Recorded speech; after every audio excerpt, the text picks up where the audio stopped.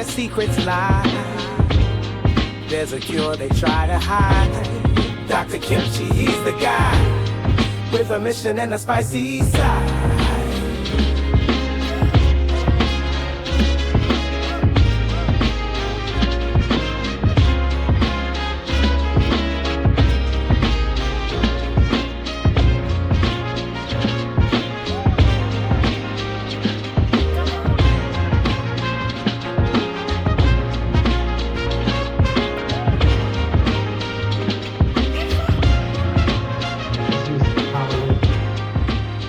Listen, with a spiritual guy like you should know, having a fancy studio like that and getting all these compliments from people, that's just going to boost up your ego, mate.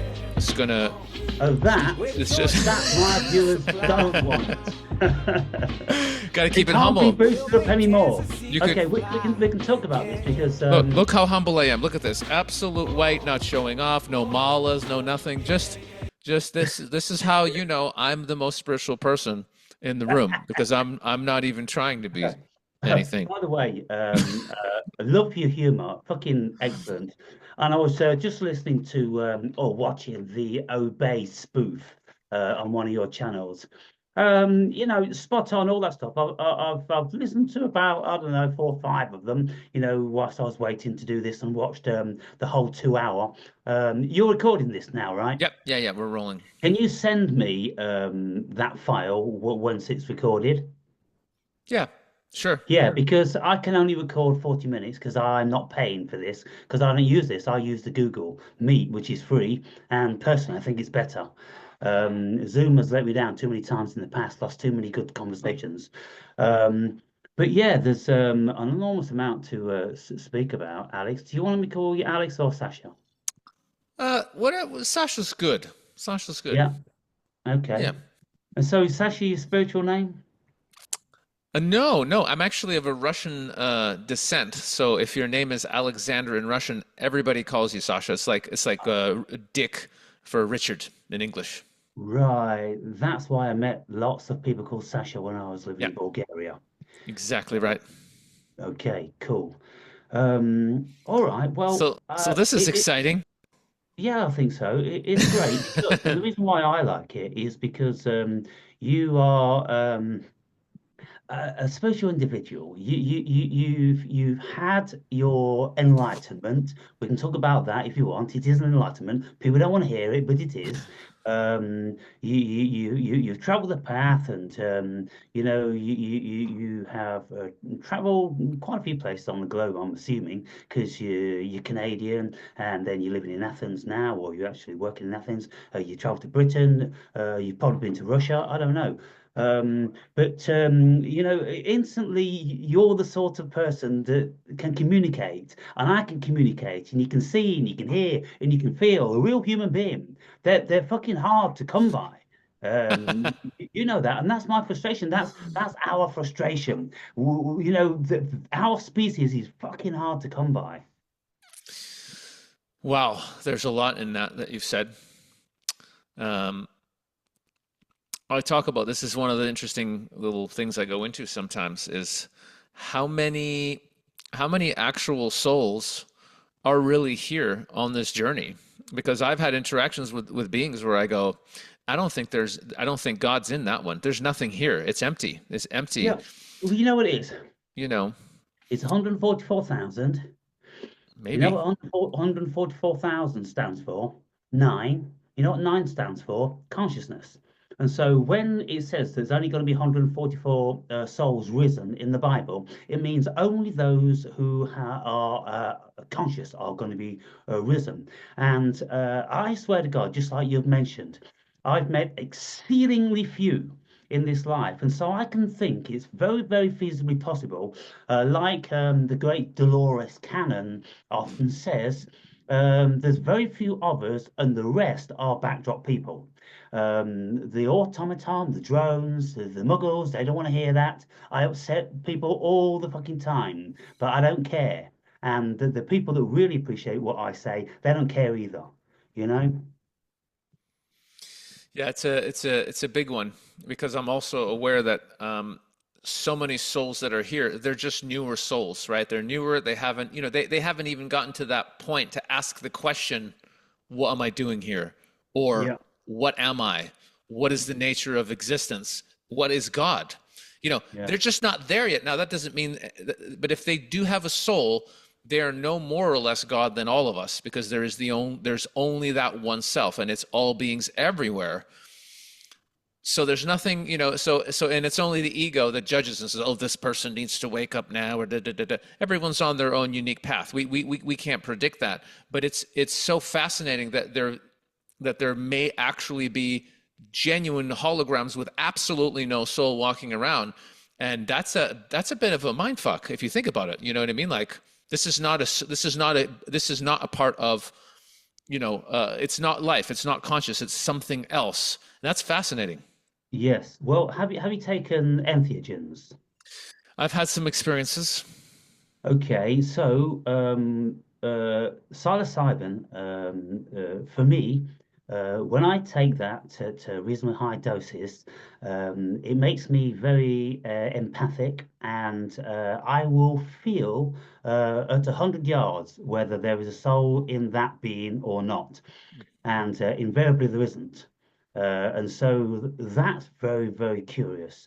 Why does some ingestion of some alien substance give you an instant discernment as to who is soulful or who isn't?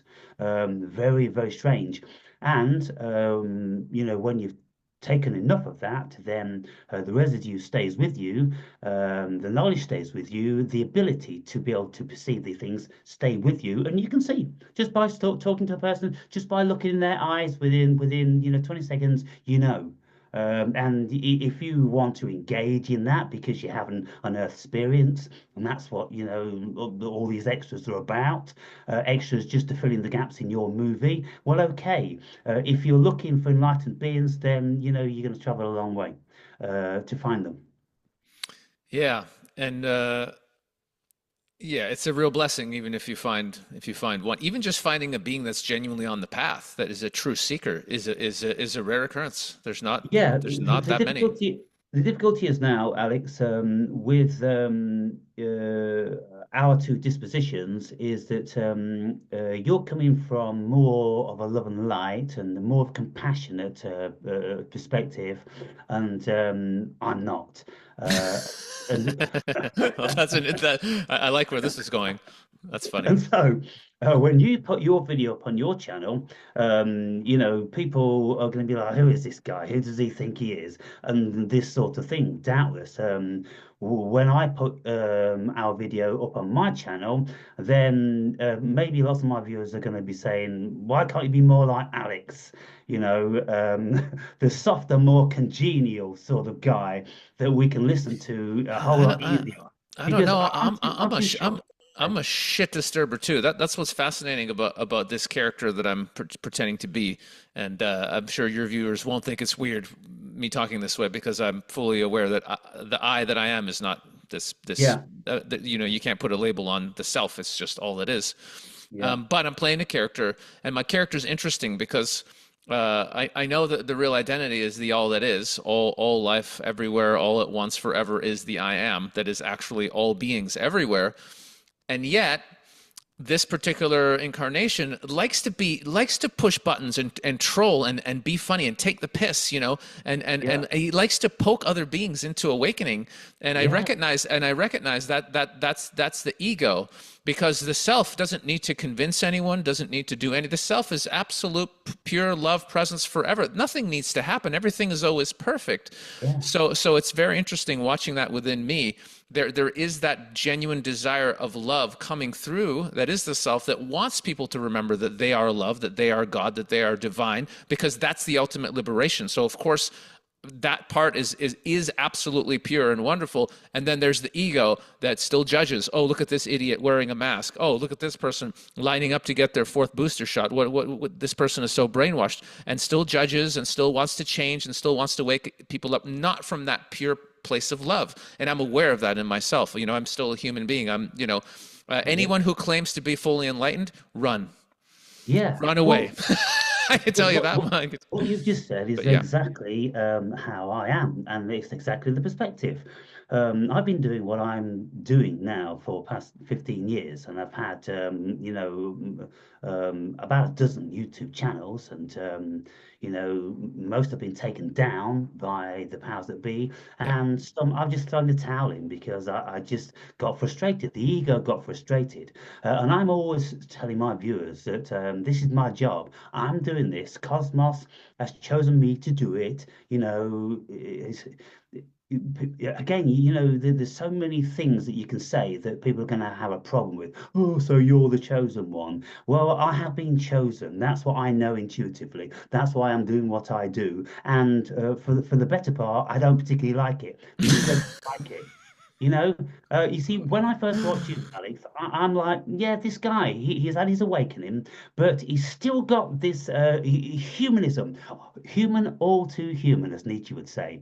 And we can't avoid that. We have to have that. You see, if we get rid of the ego entirely, then we'll be a blubbering mess because it's the ego which is the operating system for this human avatar experience. And yeah, so you're doing it kind of like reluctantly, but you're having fun. It's kind of like, look, we've been sent to planet Earth to wake up souls. It's kind of like, oh, Dad, do I have to go back there again? It's yes, son. We've got to raise these souls. Okay, then. So for the 50,000th time, we're back here doing it, and we know that. yeah. And we're having a cosmic giggle. It's kind of like, well, fuck. If I'm going to be doing this, I'm going to be having fun. And I'm going to be fucking around, and I'm going to be jousting, and I'm going to be toying with them, this, that, and the other. But it's coming from the heart. It's coming from spirit, and it's coming from a good place. And this is why the vast majority of my viewers tolerate me because they know that. Even though I'm a belligerent motherfucker, much of the time, they can see that actually it is coming from a good place. And it's kind of like, damn, I suppose that's what we've got to suffer to get through to the gems, to stick around. Because those who don't stick around, they're not ready. You have to be ready for this shit, don't you? Oh boy, yeah. That's been one of my biggest frustrations as a human. Um, because I've got a really, really big heart and I know why I came to the planet. And it really is to aid in the liberation of all beings from suffering, like nothing short of that. That's why I'm here, that all beings may remember the truth that they and the Creator are the one thing, nothing short of that. But that can be really frustrating because you can't force it on anyone. It doesn't matter like how much I can see if this person just got this thing or read this book, and if they just got into the spiritual journey, it would help them so much, because I see how much suffering is happening because simply of lack of self-knowledge. It's the only thing that is leading to all this suffering. If anybody remembers the truth of their nature, it's gone. It drops off because God cannot suffer.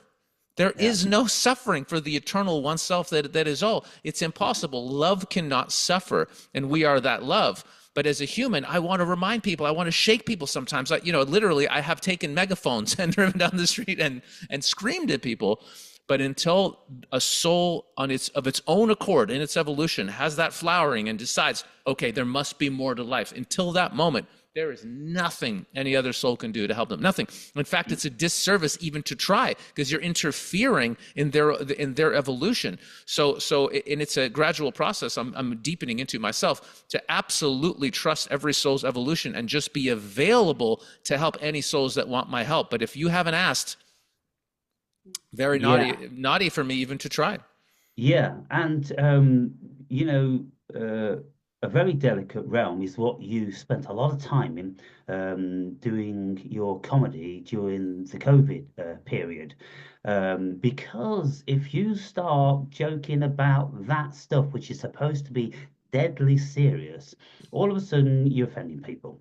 And in your audience, there's gonna be, 50% that's taken that which nobody in their right mind should have ever have taken, and they're going to be thinking, I don't know what they're going to be thinking. They're going to be thinking terrible things, so deep regret or resentment for you, or fuck you, who are you? I trust the government, and all these different sorts of things. So just to broach that is a very, very delicate realm because it's something that doesn't really need to be said because those that knew intuitively never went near that shit. Those that didn't, who were fast asleep, of course they're going to do it. And so, there's no point crying over spilt milk. But, it may be like some sort of a little bit of a vindictive streak. I've got it, and that's why I joust. I go, all you that have took that squad shit, you're dying, right? It's a terrible thing to say. It's a terrible thing. But I'm such a believer in that cosmic spirit is sent me on this journey. I'm like, who am I? Who's my ego to keep judging what is just coming out my mouth? Because there is a fattest of me which goes, you can't say that or don't say that. But I just keep saying things. So I have to go with it. I have to trust whatever it is that's enabling me to do it, whatever it is that's enabled me to write my book, whatever it is that's enabled me what's coerced me into doing this for the past 15 years. I've given up on the self-judgment of it anymore. And I make some atrocious videos that even my ego, finds an abomination. And yeah, I go, you fucking made the video. Spirit made the video. Put the video up. Just put the video up. It's for a bigger cause. Don't be reflecting on how people are going to be thinking about you. You don't matter. It's not about you. It's about the message. And I'm like, okay, something in that message must work then. And so, and you know what? It fucking does because they get the most views, they get the most interaction. And I'm like, people love to suffer. People love to suffer. Yeah, the ego is all about it. You bring up a really interesting point. This is something that's been part of my in a way, my struggle, my evolution. There's that part of my ego that likes being right and likes pointing out how fucking retarded people are who took the vaccine and who wear the mask and who are so fucking brave. Of course, I just want to. It's insane. It's absolutely insane how disconnected you have to be from truth, from love, from all that is to fucking inject yourself with a fuck. Are you by companies that literally have had lawsuits and paid billions in fines for killing people? Wait, let me finish. Yeah, so, no, so I've got that. We don't spoil the video. So don't spoil the video. There are still motherfuckers that will take this down if they're not in agreement with it. I've just had a strike on one video. So we didn't have to. Oh, I see. You want me to play it safe because you're going to put it on YouTube. I'm putting it up in places they can't take it down. Right. But So there's that part of me that as a comedian that wants to really be vicious and viciously funny with some of my jokes. And I have been, but as I've been evolving, I'm like, okay, can I come from love and still be funny and still say what I want to say, but in a more compassionate way where those that really need to hear it, the vaccinated and the brainwashed me, can actually hear a little hint of something and go, oh, wow, maybe I'll look at that rather than me just triggering the shit out of them and having them think this guy's a fucking asshole. And it is a higher form of comedy that I'm aspiring to. And I'm not saying I'm even there yet, but I'm evolving into a comedian that can still take the piss, but in a more loving way. And I believe I will reach more people in that way. So that's something that I'm evolving into currently. But at the end of the day, if people have took it, there's no going back. And so just a reminder is tearing them apart, and a reminder will kill them. Because if that reminder goes round and round and round in their mind, it will have the placebo effect, and that in itself will destroy their health. So it's possible. It depends. I mean, I feel like this is like this whole thing, as evil and terrible as it was. It is an opportunity for every soul to awaken. And having experienced a lot of profound awakenings as to what love is and what God is, and it's beyond words, but I really I know on a deep level, if a soul truly awakens and says, oh my, I really made a mistake, I was brainwashed, I have no idea, I'm so sorry, and I wish I never did that, please God help me, please God help me heal this. And if a soul truly comes from that place, they can be redeemed and they can heal. And I don't care what the technology is or whatever, nothing is more powerful than the infinite oneself. Nothing is more powerful than the love that is the creator. So every soul is being given the opportunity to awaken and to heal. And I believe souls, even that took it, if they truly want to be on the planet in this ascension we're going into, they can be, but they have to choose to want it. They have to wake up and really repent. And I don't mean in a Christian, like, correct the error. Repent just means, if you take you're an archer, you miss the shot, correct the error that you've done. And I think every soul is being given this opportunity. So everybody, everybody, you can live, you can heal, you can be on the planet if you want to. But those that are still asleep and refuse to see and refuse to awaken, they're leaving the planet in massive numbers right now. Yeah. Yeah. Yeah, and I think basically it boils down to the self-realization that there's nothing physical here in the first place. Because if you have a great attachment to the physical fiction, then you are going to die. And when we look at what things are said in the Bible, if you eat from that fruit, then you will surely die, because you will have the knowledge between right and wrong. But you see, it gives you the knowledge of the right and wrong. It takes you out of your ignorance. And if you have the knowledge of right, or you have an understanding of self, and you can you've got a high state of consciousness. This is what I think that whole metaphor in the Bible is. When Adam and Eve ate from the fruit, they opened their consciousness. Instead of being like primates, which were going to be like pigs in shit forever under God's jurisdiction and governance, they ate from the fruit, and they became awoken. Now, when you wake up and you look around and you start to play the game, then it's kind of like, well, there's things that are going to kill you, and there's things that are going to help you. And it depends how much belief you put into any of these. But at the end of the day, you see, if you have, I don't know how many steps higher in consciousness, then you know that that's only playing the game of the human avatar. That's just a program which isn't actually real, because you are eternal spirit, you're God consciousness playing at being a human being, because consciousness is bored, just being everything. And so it fragments itself into dominions, and then it has all these individuated experiences. When we buy into that, we buy into the reality of living and dying. You see, so there's levels, isn't there? There's so many philosophical, spiritual levels to anything we're ever going to discuss. And what I always try to do when I'm discussing these things with people is to set the foundation. And we can move floors. We can move floors in this building as long as we know what floor we're speaking from. Because if you start to ask me or say to me, "Oh, what do you feel about this awakening?" then I'm going to say, "Well, obviously you're coming from the human avatar perspective, and there's things to be said for that." But if you ask me, do I think this awakening is a load of bollocks? I'll say, of course it is, because we're all awake. We're all fundamentally God consciousness. We're only kidding ourselves that we're asleep and we don't know anything, and we're terrified of everything and all these different sorts of things. Yeah. Yep. I have to pause somewhere in my discourse, to give other people the opportunity, but I could in actual fact keep going like David Icke. I could have the whole of the video just who's talking, but conversations about engaging with other people. I've wrote a few notes down, watching you, listening to what you say, and you speak a lot about healing. Um, uh, it's semantic. It's kind of like a new age semantic. It appeals to new age sort of people.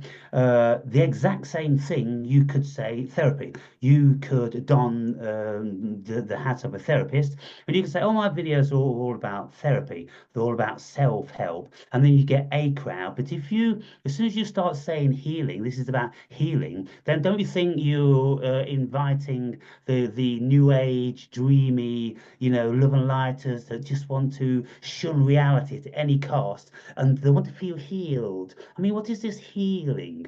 You know, you see, if a therapist said to you, look, your problem, Alex, is that you think too much, and because you're thinking all these circuitous thoughts, then it's exhausting your mind, and that's being passed on to your body, and then you get depressed and lethargic and all this. Stop thinking. Or just try to distract yourself. Well, is that healing, or is that therapy, or is that just fucking sound advice? I think for the vast majority of people, it would be good advice because most people definitely are overthinking. I Yeah. was a deep overthinker until I started having major spiritual awakenings. And then, as you realize more and more that you're not the mind or the body and you are the self, the thinking fucks off. It's quite a relief, actually. Almost as much as a relief as when the sex drive dropped off. Woo, man, I Yeah. was a horny boy, let me tell you. And less so now. Um, but no, healing is I mean, I don't look at it new age or not new age. I look at it as human beings are traumatized from birth by the matrix very consciously. It is Yeah. all across the board. You come out of that vagina, what do? They slice the umbilical cord immediately. Do you know how long the umbilical cord takes to drop off naturally? 4 days, sir. 4 days. Right. So the body is still And living. yeah, can you imagine the spiritual connection, the nutrition that's in the, I mean, they take those things and they sell them. We don't have to go down that rabbit hole. They're worth a lot of money. So they chop that, they put drops in the eyes, they inject you with what, all kinds of stuff. It is to traumatize you the moment you enter this realm. Absolutely, fully consciously, they know what they're doing. And then it begins the brainwashing, the programming, go to school, sit down and learn and shut up and don't think for yourself. All the way to university, pay your taxes, get a house, pay your rent, shut the fuck up and follow orders, all the way till you leave the planet. It's an amazing scam. And it's trauma from day one. So unless you were born to enlightened parents, and there's not too many self-realized parents out there, I hate to break it to anyone, you're traumatized. Every single person on this planet is traumatized, even if it was just the birth trauma and you had the best parents ever. Everybody. So it is every single human on this planet that is on a healing journey. The question is, are they aware of it, and are they healing actively? Or are they just kind of like coping with it, with their drugs or their alcohol or their pornography or a million other ways to cope, or just not being present? Every single person needs to be on the healing journey. And I would argue that they are, that just some aren't even aware of it. Yeah. And when Jesus said, I quote the Bible a great deal, even though I don't believe in um, the reality of any of that stuff per se. There may have been a guy called Jesus. I mean, perfectly feasible, but there's lots of people around that were considering themselves being messiahs and reputed to be messiahs. But for the psychology, that's what I'm always attaching myself to. And when he says that, truly I say unto you that unless you become like little children, you will never get into the kingdom of God.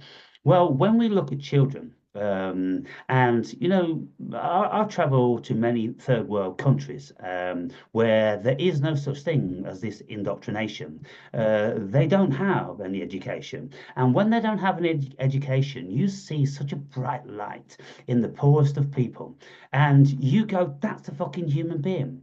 And they're happy and they're big beaming smiles and they're healthy as fuck, even though they're living on rice and fucking plantain or whatever, and so you have to ask yourself, what the fuck is going on in the Western world when, the children, as soon as they get past about 4 or 5, you start to see the dullness and the fear in their eyes because they've been told, don't do this and don't do that and stay away from this and that will hurt you and this will hurt you. Oh my God, classic conditioning, and it's terrorism. It's absolute terrorism from the highest source. But when cultures haven't had that terrorism, then they're free, and they are just wild animals, basically, conscious wild animals, and they're thriving. And you can see the Christos in every single one of them. And so, that's one of the greatest obstacles that we in the West have to overcome. And, we have always been told that the savages out there in the jungles and in the deserts, they don't know nothing and they're foolish human beings. Completely the opposite. Totally. No, I'm 100% agree with you. It's something I like to say that may trigger some people, which is a good reason to say it. Yeah. If Jesus was in a room and in that room was a woman with a newborn baby, the baby is the most enlightened being in the room, not Hmm. Jesus. You come out as God, pure, absolute love, oneness consciousness. That's what those babies are. And that's why they try and destroy them and traumatize them as soon as they enter this world. It's a direct attack on God, actually, and that's what's happening here. And the forces of darkness, they reveal themselves in everything, especially at the hospital and what happens when kids come into this world. I've seen some babies who haven't had any of the injectables. It's Yeah. free. They look at you. I'm telling you, they look at you. It's just they have other kids they're all over the place. They're crying. That kids that are pure, they look right into your soul. It's like looking at God right in the face. I've had several experiences with babies where I look at them and they look right at me, and they're like, "Hi, yes, I'm God. Hi, nice to meet you." And I'm like, "Yeah, hi." And we're Yeah. just staring at each other. It's freaky. I've been freaked out by babies that are able to have that level of presence because they haven't been fucked with. Yes. So very often when I'm Yeah. walking down the roads and I'm on my way to my gym and things like that, I come upon women pushing very small babies. And I don't ever look at the adults. There's no point in looking at them. They won't look at you. They're dull as fuck in any case. I look into the soul of the baby, and Yeah. the baby's eyes hone in on your eyes. They don't look at anything else. They follow your eyes. Every step that you take, getting closer and closer and closer. And you go, what on earth is going on there? It's that soul, one soul to another, that they've Hmm. got instantly. They're not interested in anything else. They're interested in your soul, your spirit, because they are connected to that's what they recognize. And it's a beautiful, incredible thing that is killed in the human beings.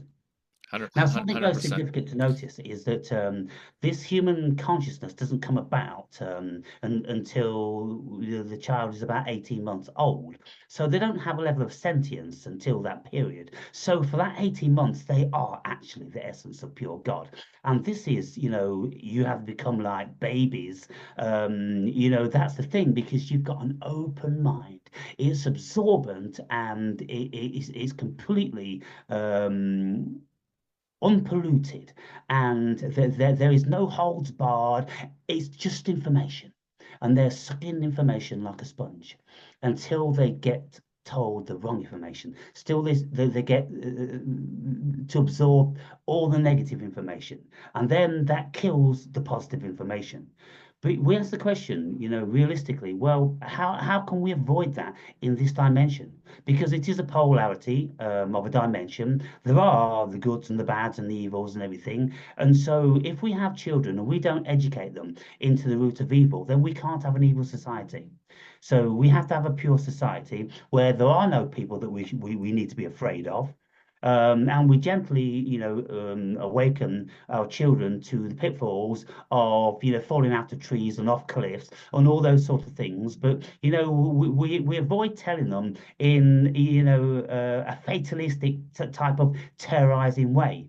We just, give it them in another way, which doesn't close them down like, touching Yeah. a clam, it closes down. We've got to keep them open and realized. And Yeah. so, there's a massive amount that we could teach our children. We could go on a very, very different trajectory. And I've heard you speak about this. I think it was in the 2 hour thing with your friends sitting on the couch, and you're imagining what if everyone was awoken? What if everyone was enlightened? What would the world be like? Oh, I'd like to find out. a vastly different place.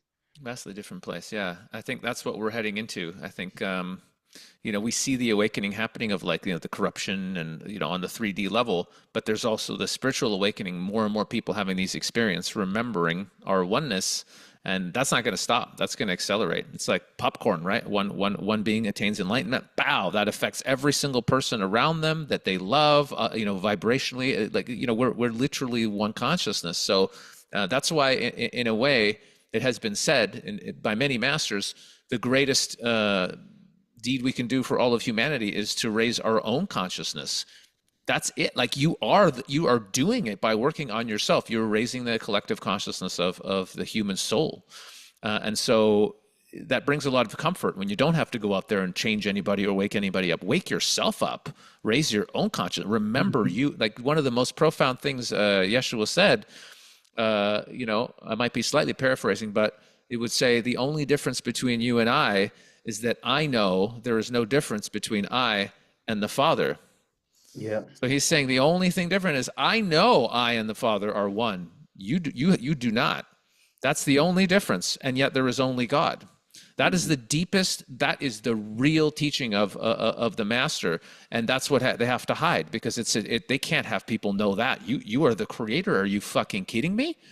If people find out that the people you're being ordered to massacre are God and you are God, and it's just aspects of God killing other aspects of God, we're going to have a problem here, So that's the biggest cover up, if you ask me, of history, that our true nature and what we are. That's the big secret that they don't want people to figure out. Yeah. Again, there's so many tiers of this. I once had a DMT experience, one of about 200. And on this particular occasion, it told me that the world, cosmos, was absolutely perfect. And I came out of that, and I'm very befuddled why this extreme intelligence would tell me that. I couldn't dismiss it. I couldn't say, "Oh, fuck off! It's just open your eyes." No, I had to listen, because Well, when you have the experience, you know that is the cosmos talking to you. And when the cosmos says it's perfect, it's very much like God speaking to Job. Answer to Job. When God says to Job, "Who the fuck are you?" Is it, were you there when, I created the universe, and when I created this and I created that, and all, where the fuck were you, Job? You were nowhere. And so that's the position I'm coming from. And it took me about 2 weeks, heavily contemplating on this, until I finally realized that the only way that this world could be perfect is if it wasn't actually as real as we thought it was, and that we don't actually suffer, and we don't actually die, and nobody murders and rapes anybody. And then ask the question, well, in what world could that be a reality? Well, in a dream world, in a fiction world, in the world of Maya, where nothing is what you see it or it appears to be. And then I go, oh, well, where have I experienced that before? Well, in my own dream world, because when I'm unconscious at night and I'm dreaming, while there's all different sorts of shit going on, and then when I wake up, none of it mattered. Isn't that the thing? When we wake up, we realize none of it matters. And that's where I am now. And that's what I convey to my viewers. I'm saying it really doesn't matter. And this decries everything, absolutely everything. The love and the light and the alleviation of suffering and all this sort of, it decries everything ultimately, because how can it matter when it's only God having a dream? So here's where maybe we'll get into a bit of a disagreement. I hope so. It would be fun. So although, yes, it's very accurate. It is absolutely a dream. It is God dreaming. However, there is a significance to it, because God wants to learn about God. God is one of the most profound awakenings I've had. And again, words don't do it justice, but I'll try. All of the universe is. God is love. First of all, that's the pre-frame. This was its own awakening. Can we just qualify what God is? I mean, my God is like Spinoza's God. My God is the cosmos. My God is consciousness. They're inseparable. Consciousness, God, same thing. Yes. Yeah? Because if we absolutely. start talking about God and people envision a guy in the clouds and all this sort of stuff, that doesn't. the world, I don't believe in any of that rubbish, and I don't think any of your listeners do either, frankly, or very few. So you hear a lot of God is love, blah blah blah. One of the awakenings was that love itself is the creator of all, and there's a difference. Not God is love. That would just mean, it's an attribute of God is love. No. Love, that unconditional love that we all experience. Think like a mother loving her child, or you loving your mother, or you loving your, real absolute unconditional love. That is the creator of all that is. So love is literally God. And another one of the awakenings was that on all levels of existence, all aspects of love are helping other aspects that are not quite as self-realized raise themselves up in their understanding. So, so the enlightened master is the guy who's almost an enlightened master who's helping the new student, and then the new student is helping the brand new student, and the brand new student is helping someone who doesn't, and it's all of creation is just beings that are love, remembering that they are love and helping other beings that are just below them remember. And it goes on forever and forever and forever. And because we are unique aspects of that God consciousness that is all that is, we are on our own spiritual journey of evolution. So even though ultimately, yes, it's all a dream, a comet could hit the planet tomorrow and it would change nothing about what we are, because we are every planet, every solar system, every being everywhere is the self. So ultimately, it doesn't matter at all if our planet blows up tomorrow. And yet, there is a unique journey for this soul in its evolution to higher and higher levels of self-knowledge, and how I choose to use this incarnation in my own awakening, in me being at service to others, in me loving on others, in me helping other beings raise their level of consciousness is extremely significant for my own journey and my video game, which I play because it's a joy to play it, and it's a joy for me to be at service and to help other beings attain liberation, the absolute awakening out of this dream reality. When you realize your true nature, all suffering drops. It really drops. It's shocking. It's shocking, shocking beyond imagination how in one moment it's gone. And I truly wish that for all beings. And for me, that is my joy, and it is God working through me, helping beings in that journey. So it is absolutely significant. This life, every single incarnation, is an opportunity to remember yourself as the creator. That is very significant, sir. And yet it's a dream. Yes. It's a paradox. It's a paradox. And there are many paradoxes in the awakening path. Well, Many. I mean, the cosmos is a paradox. Every single facet of the cosmos is a paradox. And so this is what makes it so much fun, because we can all have beliefs and we can all embroil ourselves in the position of an avatar in any particular like video game. Now, as far as I can see, you've immersed yourself into a video game that you're an incarnated soul, and there is a reason, there is a purpose, but there's no validity to this at all outside of our imagination. We haven't found the book written by the cosmos and God. It's something that we imagine and we fantasize about, and we want it to be so. It sounds pretty good, and fuck it, we all have religions and beliefs, so we'll go with that. You see, and the reason why, I will, play devil's advocate to all these things, because they will all fall down. Every single one of them will implode upon itself. Now, I'm a great believer and adherent. I don't like to say belief. I don't like that concept. It's a nothing concept. But I'm an adherent to idealism, whereby idealism considers that everything is just within mind. Everything is mind. There is no physical matter. Quantum mechanics have told us that. Philosophers and very bright thinkers, for thousands of years have told us that. And so, at what stage are we going to stop dismissing that? What a vast proportion of free thinking, unconditioned and non-poisoned minds, they've told us this, about the Tao Te Ching and all different sorts of things, when people have been very, very simple and have been in touch with the cosmos more than any of us could possibly imagine, because we're born into this fucking ego prison. But when you look at the world from the facet of idealism, then, well, it's just mind, it's just God, it's just a dream, no physical reality. And then when you put the pieces together, well, even our brilliant brains within this matrix or within this simulation tell us there's no physical matter. Well, what part of that don't we want to believe? But we can continue to talk about atoms and molecules and viruses and diseases and all this stuff. And it's like, hang on. We've been told by the most brilliant brains on the planet, or at least some of them, that none of that exists. But does the fact that there's no physical matter make it more or less significant, this experience that we're having? Yeah, that's a very good question. It's a very good question, because we don't need physical matter to have this experience. Just like when we dream, we don't need physical matter. And Exactly. people could say, well, your brain is a physical matter. Look, consciousness doesn't derive from the brain. That's been proven time and time again. And so our consciousness cannot be found. In all these years of human existence, we've never even come remotely close to discerning what it is.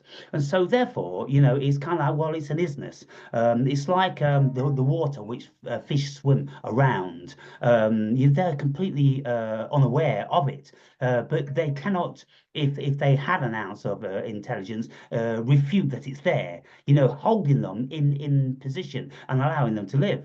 And so consciousness is the thing which creates us. And in the beginning of the Bible, Genesis, in the beginning was the Word, and the Word was good, the Word was with God, and all this sort of thing. Well, what is the Word? The spoken word is vibration. What is the cosmos? Vibration. So they knew that then. And everything comes out of words, don't it? Microphone, videos, Alex, Aaron, all these things. It's only words. Take all the words away, and there's nothing left. I've stopped talking now. I just thought we'd do a bit of eye gazing, mate. Not too flirty, maybe just slightly. So many things, man. It's such a pleasure to be able to chat. It really is. Yeah, It's not often you can have one of these and properly get into it. Do you know what I mean? It's a good yeah, one. yeah. And you see, when I'm always crying at my viewers, they go, "Oh, stop being a whining bitch. This is YouTube." And I'm like, "You think it's YouTube, but I know it's the fucking cosmos." And so I'm not being constrained by, fucking silly programs. I'm speaking to see if there's any light beings out there. Any light beings? Right? Obviously not. Oh, for fuck's sake. This shit makes me fucking livid. It's going to be something to do with censorship. No, a cat just pooped on the rug. What happened? Oh, my phone's bleeping because someone's sending me a pile of fucking messages, but there's only two people who got my number. And this is why I can't stand that shit, Alex. But yeah, what was my thread?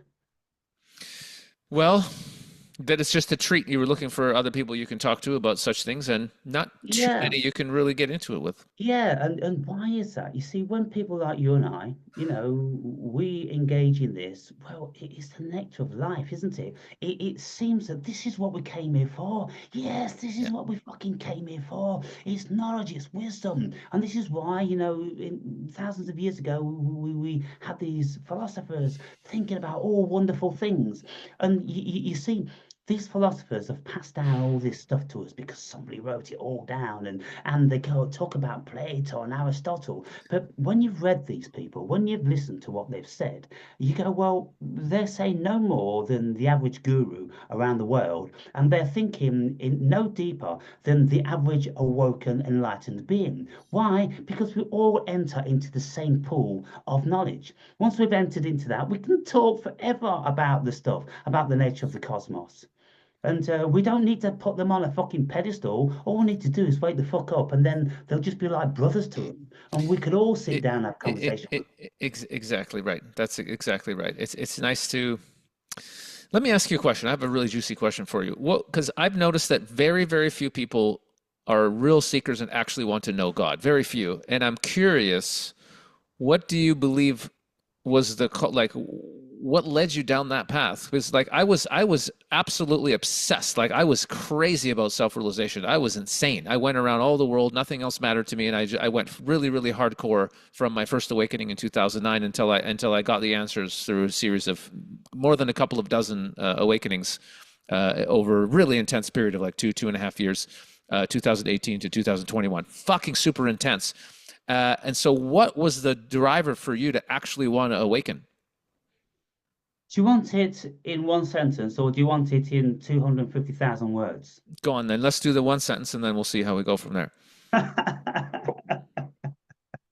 In one sentence. Because most Because, people don't give a fuck, mate. They just want to get their knob polished and eat some food and just make lots of money and be yeah, and be comfortable. They don't give a yeah. shit about their true nature. And it No, they don't boggles give a it shit. boggles my mind that they don't Yeah. care. I truly It, don't understand how no, people I do don't not care. understand. It's It's incomprehensible. crazy to me. But I'm not like others, and I know that. Yeah. So So the answer, the one line is that when we realize we are God. Now, the 250,000 word version of that comes boom. in the shape of that. Nice. Nice. Yeah. Very Now good. these are the same book.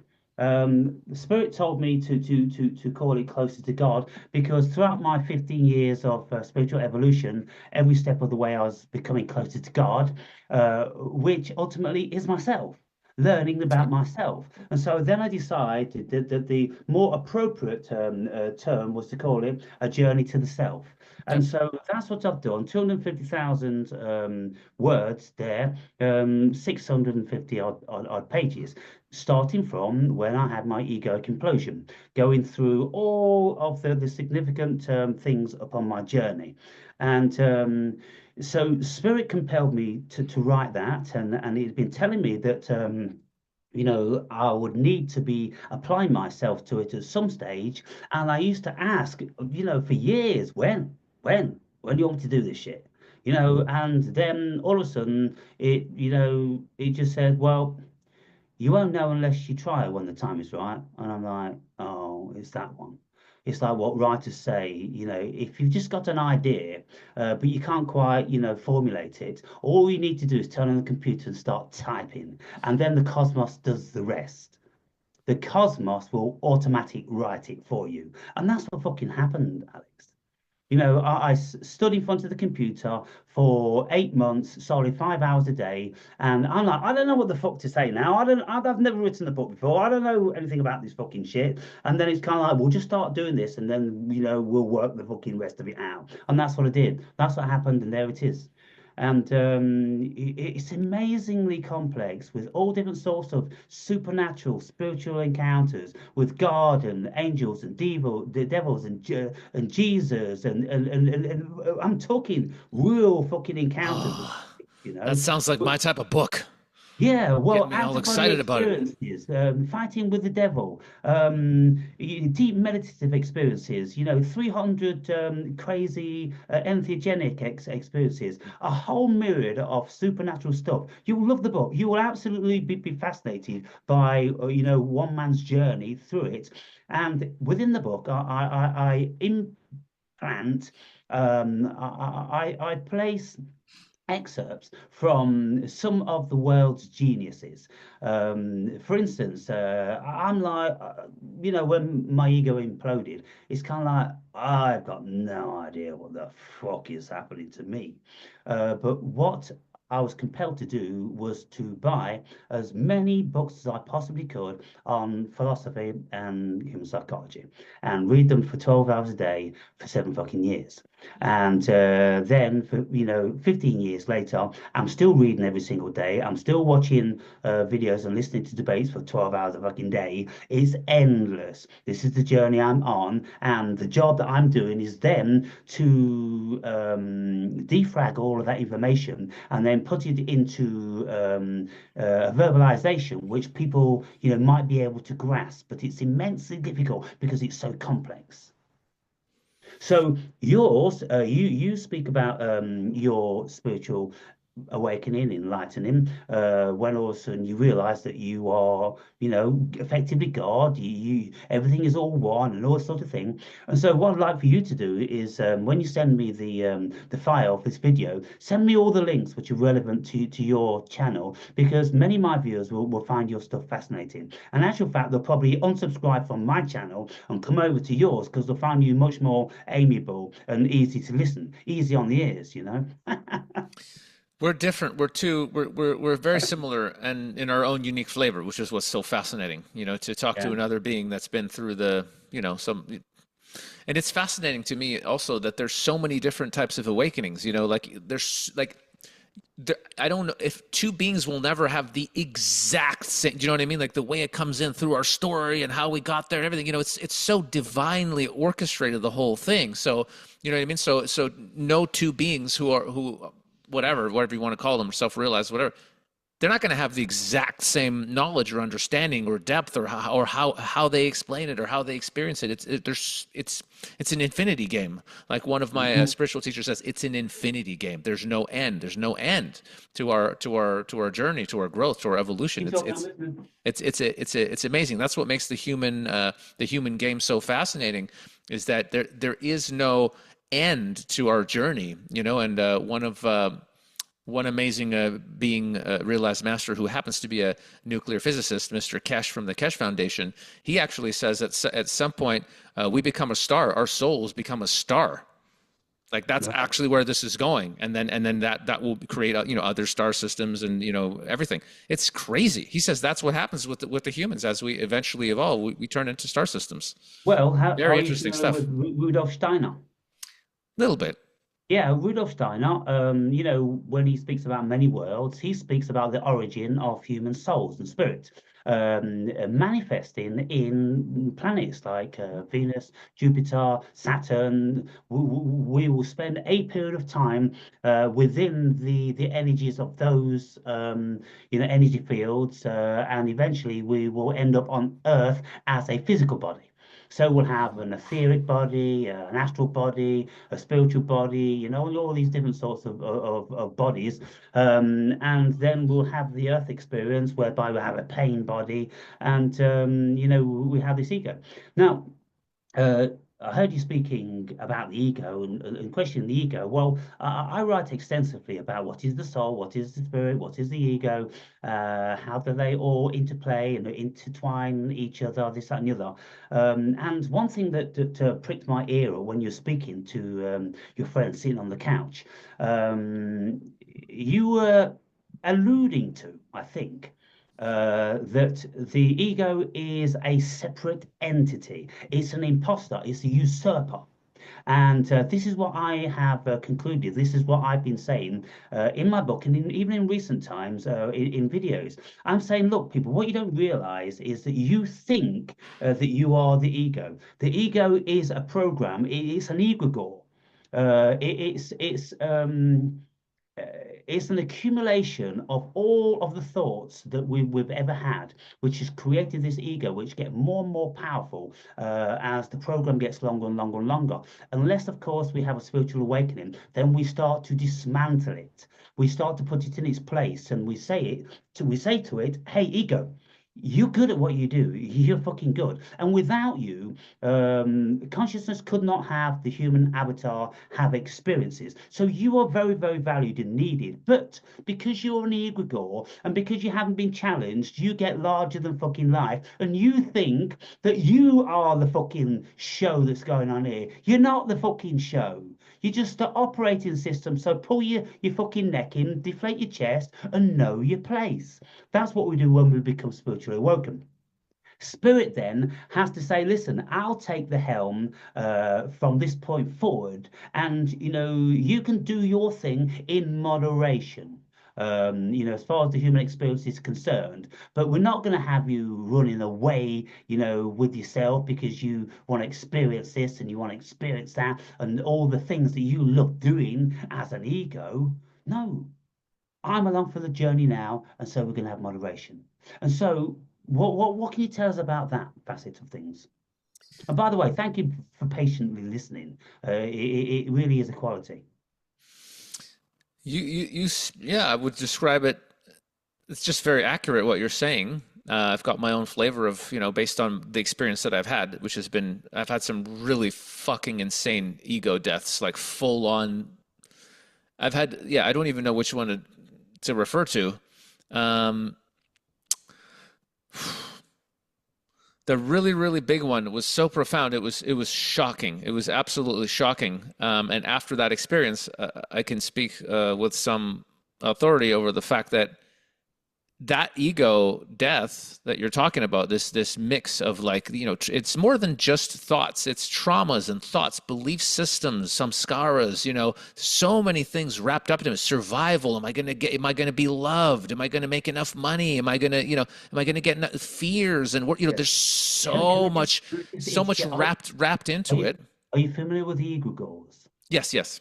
Okay, Yeah. so it becomes an egregore then, doesn't it? It becomes an actual entity. Absolutely. It is. It's its own thing, and it's heavy. And dude, I'm telling you, something that Osho says that's very relevant here. He says you have to develop an ego and really have it and be in it so that it can be dropped.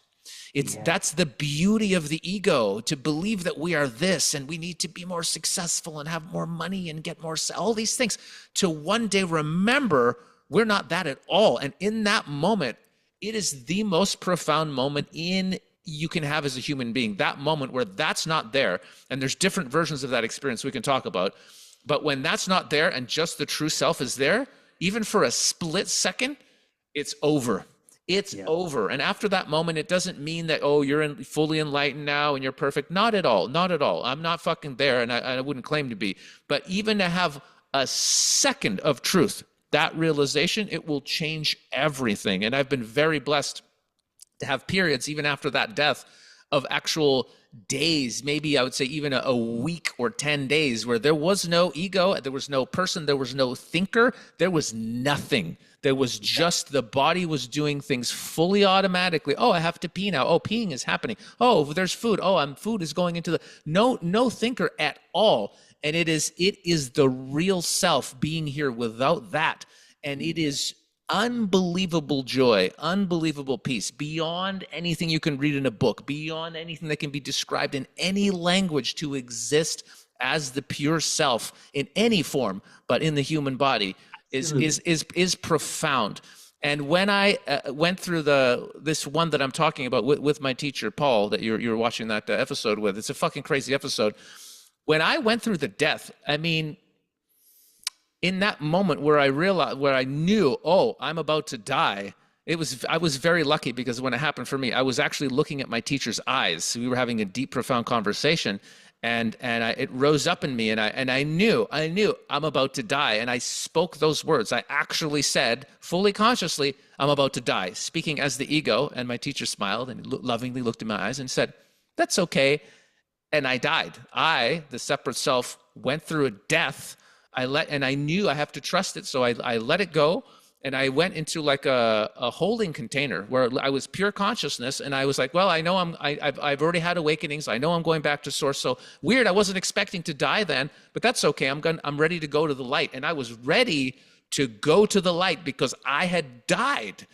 And I was just literally, and some time's going by, and I'm like, okay, any minute now, I'm ready. Let's go. Let's get the show on the road. And eventually, I wake up and I look at my teacher, and I'm in the body. And I said to him, I said, "Am I dead? Did I die?" And he said, "No, you're still here. The old you died, but you're still here." And in that moment, after that, to actually get up and look around without the presence of that ego, to just be the self, dude, Incredible. it's insane that that's what we are, that we are that pure self, and Yeah. we all believe in this heavy thing that we are, that is just a dream character. And what my teacher described to me afterwards, that blew my mind, because I wasn't aware of this. I let out quite a loud death scream when that ego died. What he saw, which blew my mind and everybody's mind, and I haven't shared this story many times at all, but he actually saw, as I passed out, let out the death scream, and I went to my waiting area, he caught me. Like, I physically lost consciousness. He caught me, puts me on the ground, and what he described was Pachamama, the planet Earth, scooped up this dark energy that was my ego and pulled it back into itself. So this energy is like a mask that we're using temporarily, that was given to us as we come into this incarnation. And when we're done with it, Pachamama takes it back. Right. That shit is wild. Yeah. And So even again, after all that, there's still an ego. There's still thoughts. Sometimes it's still going on, but it's not running the show anymore. The self is running the show, and I still have my things that I get a little triggered, and this person's stupid. Of course, I'm still a human being, and I have to be, because if I had stayed in that state, I couldn't do anything. I couldn't do a podcast. I couldn't get on a bus. I couldn't fly to a country. I couldn't do shit in the state I was in then. Nothing. we have no operating system for Yeah. the human avatar. Yeah. And so, when people say their naivety, oh, you think you're enlightened or awoken, well, your ego is this and your ego is that. And I just go, well, look, if you know anything about gurus, if you study them all over the planet, then you will see that everybody has an ego, because they have to have an ego, because you couldn't exist. You would be a catatonic if you didn't have an ego. And so it's a complete fallacy that the ego dies. They've got no idea what the ego is, being an operating system. And so, speaking It's to layers. you, It's layers and layers and layers. Yeah. you can only speak about this stuff with the highest of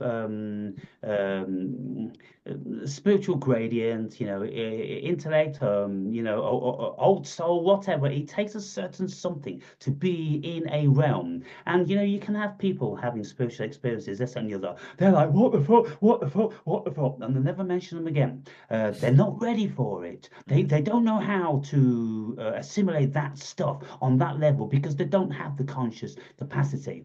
And maybe it was just a glitch in the matrix or something which enabled them to, have a religious or spiritual experience. And many people have them, but they will never take it to the next level. They will never go on to have any more, and they will never assimilate what they've had. Mm.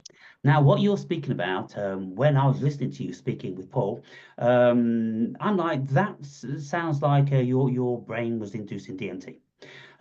Because what you described is exactly what I get out of DMT. You look at everything absolutely mesmerized as if for the first time. You don't have an ego because the ego's gone offline. You are pure soul, spirit, looking at the world around you. This is why it's called waking up. And you go, I never saw this, I never saw that. Look how beautiful this is, look how beautiful that is. And you can't talk to people. Talking to people is ridiculous. It's the purpose, it's stupid. What are words? They're nothing. That's why when we come out of DMT experiences, you can't articulate this stuff. It's massively beyond.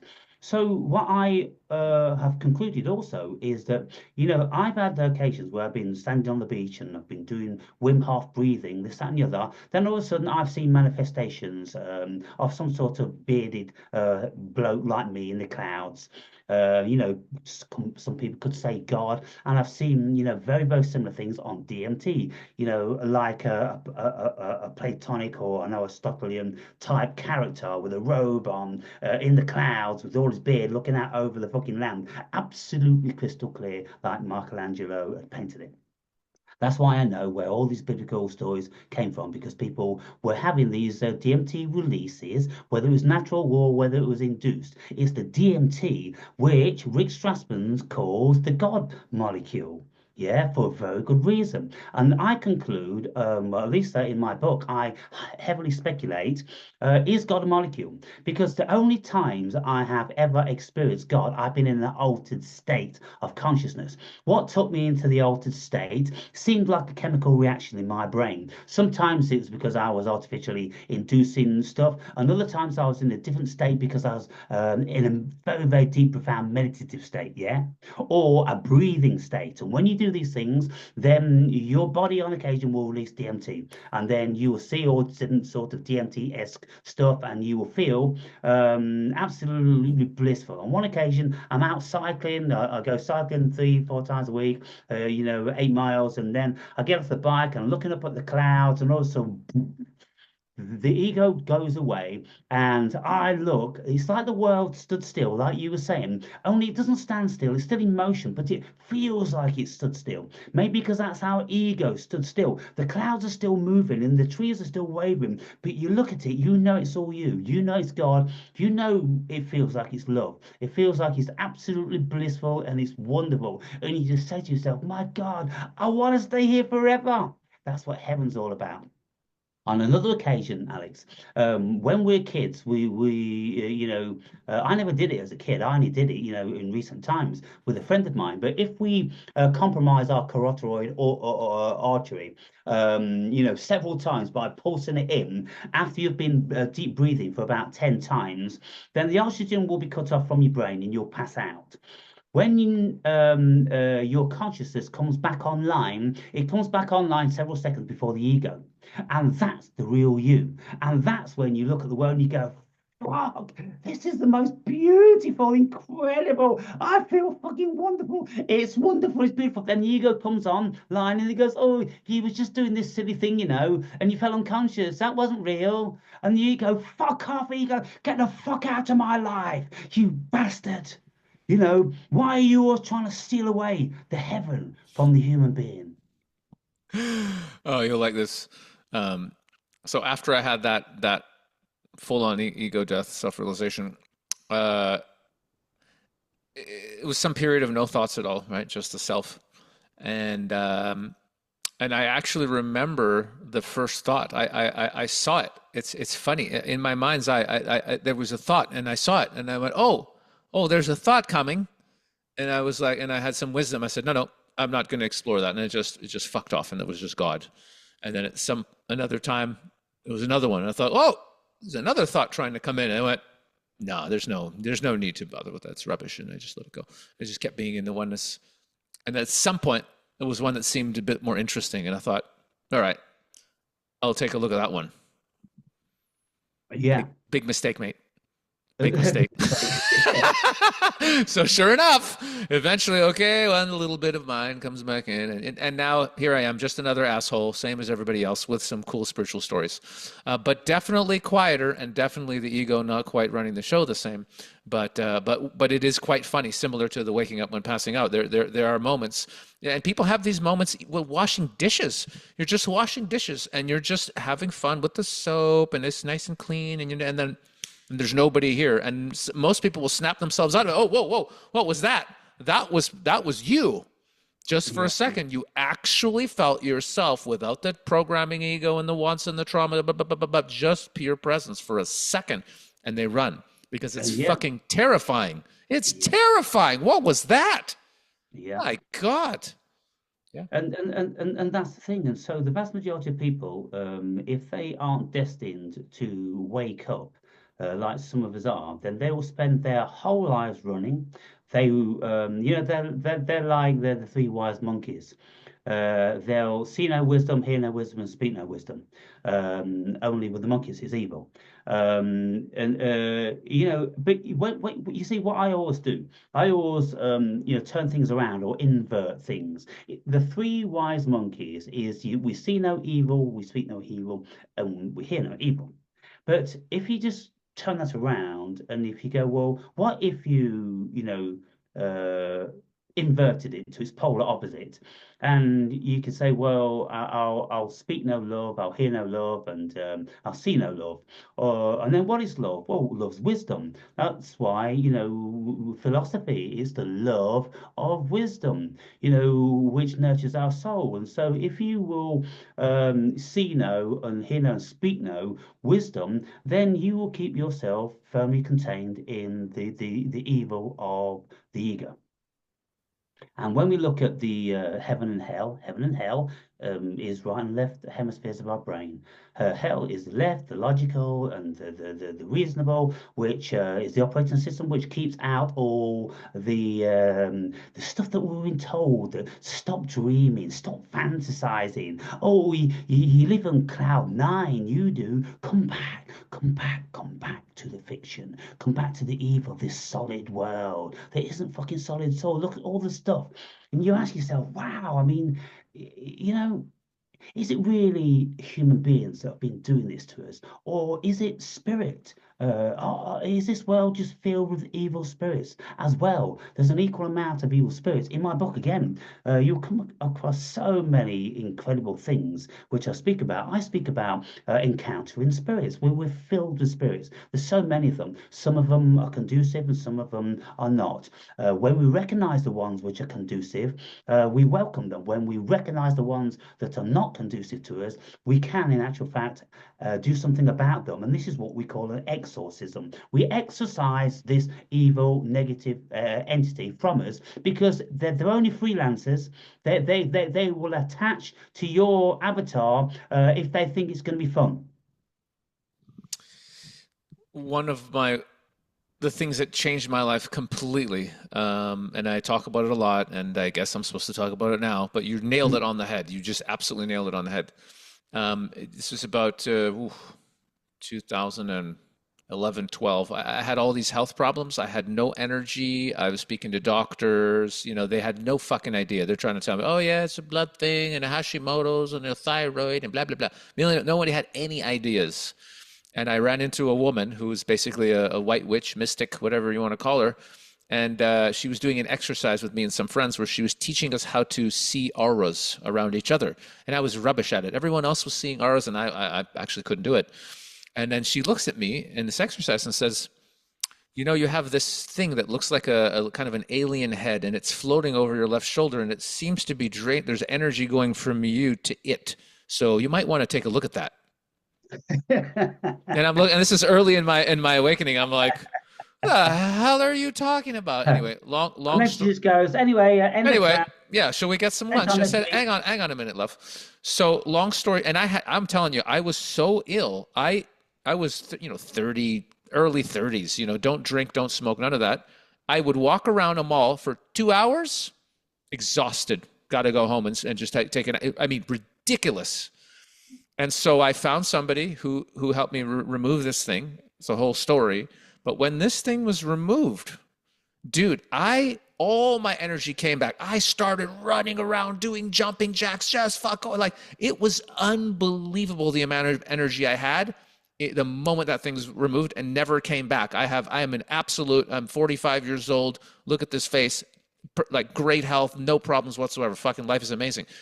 I had a non-beneficial energetic parasite that was draining my life force energy. It's insane how many of these things are out there and how they're affecting people, your psychology, your health, your level of energy, the types of quality of thoughts you have. It's insane. And I had no choice. After that happened and that changed my life, I went deep down the rabbit hole. I went and I trained with Raymond Grace, who's a dowser, and I learned how to speak to spirit using a pendulum, and you can call it New Age. That shit works. You can talk to spirits and have them help you, clear your field and do all kinds of crazy shit. So I learned that, and then I learned about muscle testing because I read the book Power versus Force by David Hawkins. Completely changed my life. If anybody hasn't read Power versus Force, you really absolutely have to. And I learned about muscle testing, and it's been around for a very long time. Your body goes strong at truth if you speak truth. And you'll see people, they hold out your arm and they'll push down. And if I say my name is Alex, my arm is strong. If I say my name is Sarah, and you push down my arm because I'm lying, the body knows I'm lying because there's lack of truth and my body will go weak. And so you can use this to ascertain truth. And so I learned over many, many years how to speak to spirit. I stopped using the dowser because I thought I don't need this thing. I have my own spiritual connection. I don't need to have this little thing. It's useful as a learning tool. And I just speak to spirit directly now. And I have a prayer and I put it on my, on my I Project Love website for everybody. But I'm always telling people about it. And the prayer, it doesn't even matter the exact words you use, but as long as you understand, if you ask your higher self, Christ consciousness, your spirit guides, whatever you want to call them, all of it, to remove any non-beneficial energies, and you're sincere, they will be removed. So as simple as, spirit world, spirit guides, Christ consciousness, higher self, please assist me in this moment in inviting any non-beneficial energies to ascend to a higher order of consciousness where they will come into alignment with the will of love. Boom. So, and it's a bit less aggressive, like tell them to fuck off. No, invite them to ascend into love so they can be in integrity, and now they'll stop draining my life force. Use whatever words you want. But if you actually do that prayer to your higher self, you will be cleansed, and it may change your life. And sometimes if I'm around people of a low level of consciousness or people who drink alcohol, these things still jump on me and I can feel it. And I'm like, why do I feel? Oh, fuck, I have to do that. And sometimes if you go into a crowd of people, I might have to clear myself 2-3 times in a day because they love my energy. They love it if you're a light worker and you're on the spiritual path and you're doing good. They love your energy and they love fucking with you. And I have many, many, many crazy stories about what I'm speaking of here. This is one of the most important things I could ever share with any listener. Understand that you are delicious and the dark forces love your energy, and speak to spirit with whatever and clear yourself and ask to be cleared, and you will be cleared. Alex, write your fucking book. I'm telling you now. I know I'm supposed to. Your fucking book. I've been lazy. I'm shivering all over. I'm going goose pimples because I know that you've got to do it. Spirit knows you got to do it. You know you got to do it. It's a matter of time whenever you're ready. In my books, I call them gremlins. And I say that they jump from body to body. If you are susceptible, if you're not aware, if you are not protected, then these fuckers will jump on your back and they'll drain your energy and they'll have you doing all different sorts of shit. And so I've got a whole chapter about how to deal with negative energies, how to see them in people, why they come about. And it's kind of like, look, if you're watching a negative video, which is coming from a negative soul, that negative energy will come down the fucking 5 octaves. Yep. It'll come through the ether. 100%. It will come to you if you are susceptible to it. Mate, I got to tell you something crazy. You're the only person I've spoke to who actually I can feel knows this. I knows this. Fucking amazing. Dude, this is really, people are going to think I'm fucking weird. I don't care because it happens to be true. it's gotten to the point where me and my friends, my close friends, are so sensitive to these energies. We have had it where not only we'll speak to someone on a Skype, on a Telegram call or WhatsApp call in another Yeah, country and then be like, yeah, fucking hell, I've got one. I picked one up. We need to do the clearing prayer. We've had moments where we'll think about somebody who we know is having a bit of a hard time. We'll think about them and talk about them and go, somebody just picked one up and we have to do the clearing. That's how connected we are. It yeah, is fucking ridiculous, but that's what it is. yeah. By thinking of a being that is doesn't have their shit together and is dirty and has attachments, they can go, oh, we like that person that's thinking about us, boom, and they're on you and you need to clear it. Yes, exactly. And Ridiculous. these negative energies, they take the opportunity to come around, to live vicariously through you, Mm-hmm. and they can come, they'll come via alcohol, they'll come via any pollutant. Fear, They love all fear. that shit. You will never get any attachments like that from doing healthy activity, from doing deep heartfelt meditation, from exercising, from learning all about spiritual things, from a positive vantage. If you want to learn about the dark because you want to use the dark, then they'll come, and they'll go, well, this guy's calling. This guy's inquiring. This guy's open. If your doors are open, they're coming. But if you're anything like me, look, I'll read all these different sorts of books like this, Madame Blavatsky, and there is a double volume here. This sort of stuff teaches you about all of the spiritual, the metaphysical, the mystical, every fucking thing from year dot all over the world. And if you open yourself up, which you can, Aleister Crowley, the people like that, they welcome in these spirits and they will engage with them. But if you say to yourself, well, I'm just looking and I'm not open, then that's it. Then they can't penetrate. And so I don't ever perform any ritual or anything because it's just a mind thing. My mind already does it. My mind goes, no thanks. I'm too long in the tooth for you fucking idiots to be hanging around. Sometimes I'll feel one and I'll start to think like one. I'm like, oh, that's fucking interesting. Where did you come from? Yeah, Well, yeah. thank you for your advice. Thank you for the offer, but no thanks. Okay, I'm done with all that stuff now. I'm done with it. So in my book, I write about how our minds, our consciousness, our soul, it's very difficult to define, our ego, our everything in a conglomerate, is a free-for-all for spirits. And the more evolved you are, the more spirits you will gather on your journey. Mm. And if you are, adventurous person, then you're adventurous for fucking reason because you've got a spirit who is adventurous. If you're a fear-based person, you're fear-based for a reason because you've got a fear-premised, inducing, creating entity. So every single thing we do, every single facet we do pertains to spirits. And if you look at it like that, then you can assess your home. And what I consider our minds to be like, and Carl Jung spoke about some of the things like this, that our minds are like houses. And within these houses, there are rooms, and within these rooms, they will be residents. And so, I take it a step further, and I go, look, if you imagine that you've got a house, you are a house with, let's say, 20 rooms. In every single one of these rooms, unless you have invited certain spirits in, they're going to be occupied by squatters, by spirits that you didn't invite. And so you look inside your consciousness and you see what spirits you've got, and you go, wow, there's this very, very aggressive, argumentative spirit. And then there's this one that just lusts after women. And then there's one that loves to do cocaine now and again. And then there's this one, then there's that one. Oh my God, you are fucking infestation, aren't you? And that's how I was. I used to be the one with, several whores a day and cocaine and alcohol. And I always needed to live dangerous. I always needed to be on the brink of death. And there was this thing inside me going, ha ha ha, I'm alive now. But then there was another spirit in me which just had to say, hey, hey, hey, fucking calm down. That's just a little bit too far. There's all this stuff going on. So by the time you realize all this stuff going on, you have to calm down. You have to go, okay, I've got 20 rooms. Who's in number one? You look, who's in number one? Spirits will tell you who's in number one. And you will assess whether you want them to stay there or not. If not, you go, I'm giving you your eviction orders. You can't get rid of them straight away. You have to work on it.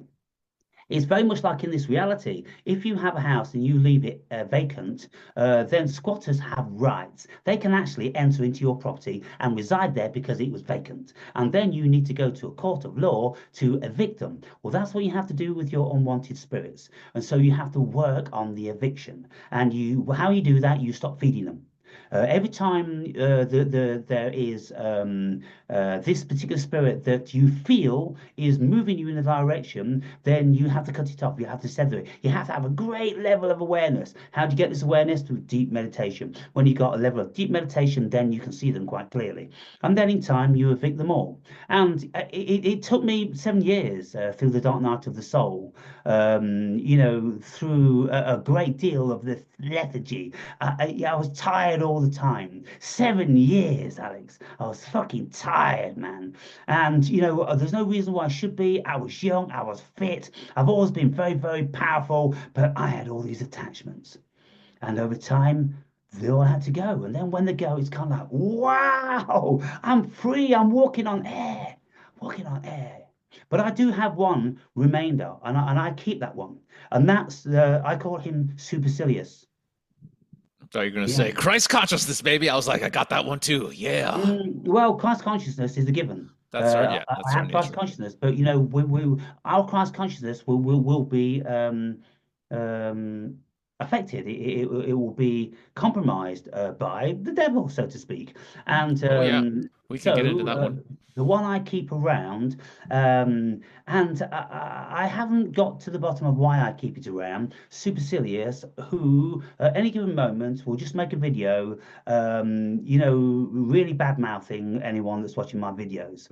And it's kind of ha ha ha, that was fun, wasn't it? Let's see what they've got to say about that. And I'm like, but you keep doing this, you're always doing it. Isn't it get old now? It'll never get old. Remember you've got new viewers, and remember, they think they know what you're about. Well, just give them this one. Let them really start thinking about something. And that's kind of like what you're saying, with the old COVID thing and everything. We want people to really start to think. It's not evil. It's just. Yeah, it's shaking it up a little bit so they. Yeah, and like maybe. When I was a kid, I used to always walk around with a stick in the nature, and I always used to be poking it into every hole and every beehive and everything like that. Just see I was like that with vaginas. You put it in just to see what happens. Exactly. And then followed by lots of apologizing. But anyway, that's a different story.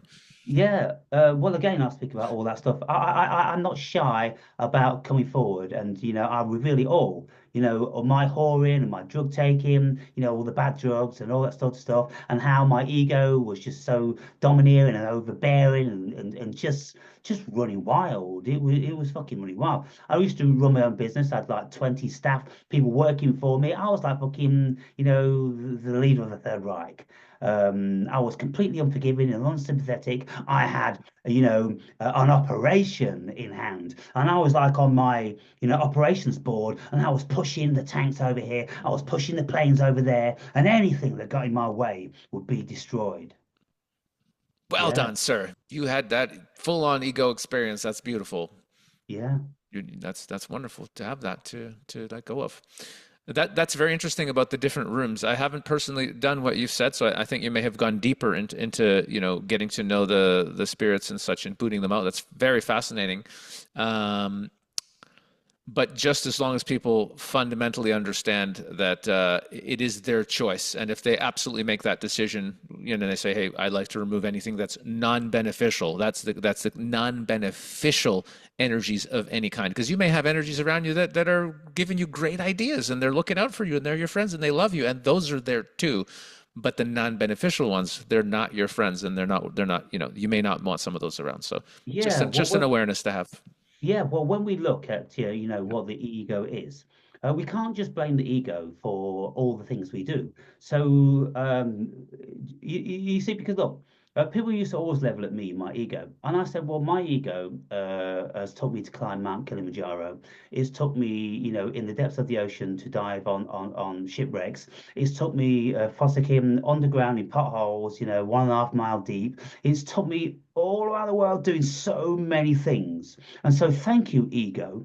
But then, if we're going to blame everything on the ego, well, the ego, yeah, makes me do drugs and it makes me a whore and it makes me belittle people and do all these sort of things. And so you kind of like, well, just to blame the ego and gratify the ego for all these things is too simple. And so we have to look for an alternative. And so I started to look for alternatives, and I started to recognize that there were more than one in Hmm. here. And I'm like, well, there's most certainly, at the very, very least, two. They're very, very obvious. But then even these two have an whole entourage of their own. Mm. Let's say you've got malevolent and benevolent. Well, they have an entourage. They've got a team of their own, and they're all to different levels, and they all take care of different jobs. And so it's a case of, well, which ones don't you need anymore? I don't need the whoring one anymore.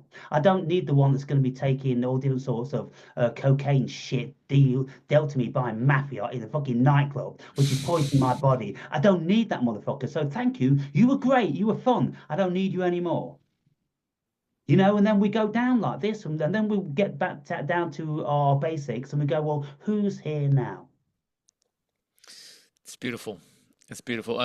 Not that long ago, I was dating a woman. We just come into a new relationship, and we really like each other. We really liked each other a lot, and something really interesting happened. We made love, maybe not in the most conscious way. We were just horny, and we did it, and it was fine. And then right afterwards, I noticed. I said, "That's weird. I don't feel anything." It's like a minute ago, I really liked her. I don't, and I think, oh, that's typical. You hook up with a woman and you just drop her. But I'm not like that. I'm actually I get attached and I like the connection and getting to know someone and all this. So it Yeah. didn't make sense. And she also was, and then she also in the relationship suddenly didn't have the same feelings, and she's acting like super needy, which she doesn't usually do. And I'm getting weird thoughts in my head, like, oh yeah, just send her a text once and then don't ever message her again. And I'm like, I would never do that. That's so mean. What the fuck is going on? And we're almost broken up. We're almost about to break up. It's very strange. It makes no sense because I really, a week ago, I thought she was great. And then I think, okay, I'm going to come over there. We need to figure out what's going on. So, and she says, okay, come over. So I go over to her house, and we're sitting there, and we're talking. I said, this doesn't make sense. I liked you so much. We had a great connection, and we made love, and then it just stopped, and now it's not there. It's like there's a block. And she said, yeah, I feel really weird. I don't understand what's going on. And in that moment, I said, I wonder if there's some kind of a attachment or something. As soon as I said those words, the room went cold. She looked at me like, what the fuck?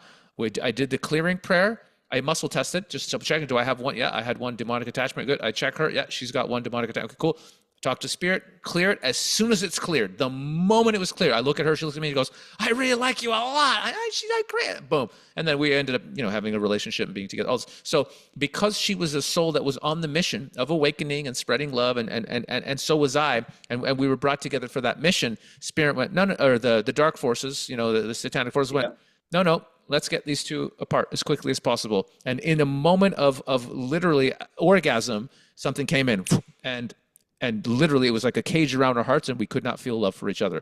It was freaky how in one prayer that was cleared, and it was fine. It was unbelievable. And the fact that people don't have that knowledge, people are being broken up by the dark forces when they meet someone with whom they could have a profound connection and a profound impact on this planet by being together, maybe writing a book together. Who knows what two beings can create out of love? Everything great, you could argue, has been created out of love on this world. And they will come in, the dark forces will come in, and they will break you up and destroy it right at the beginning. And that's how sneaky they are.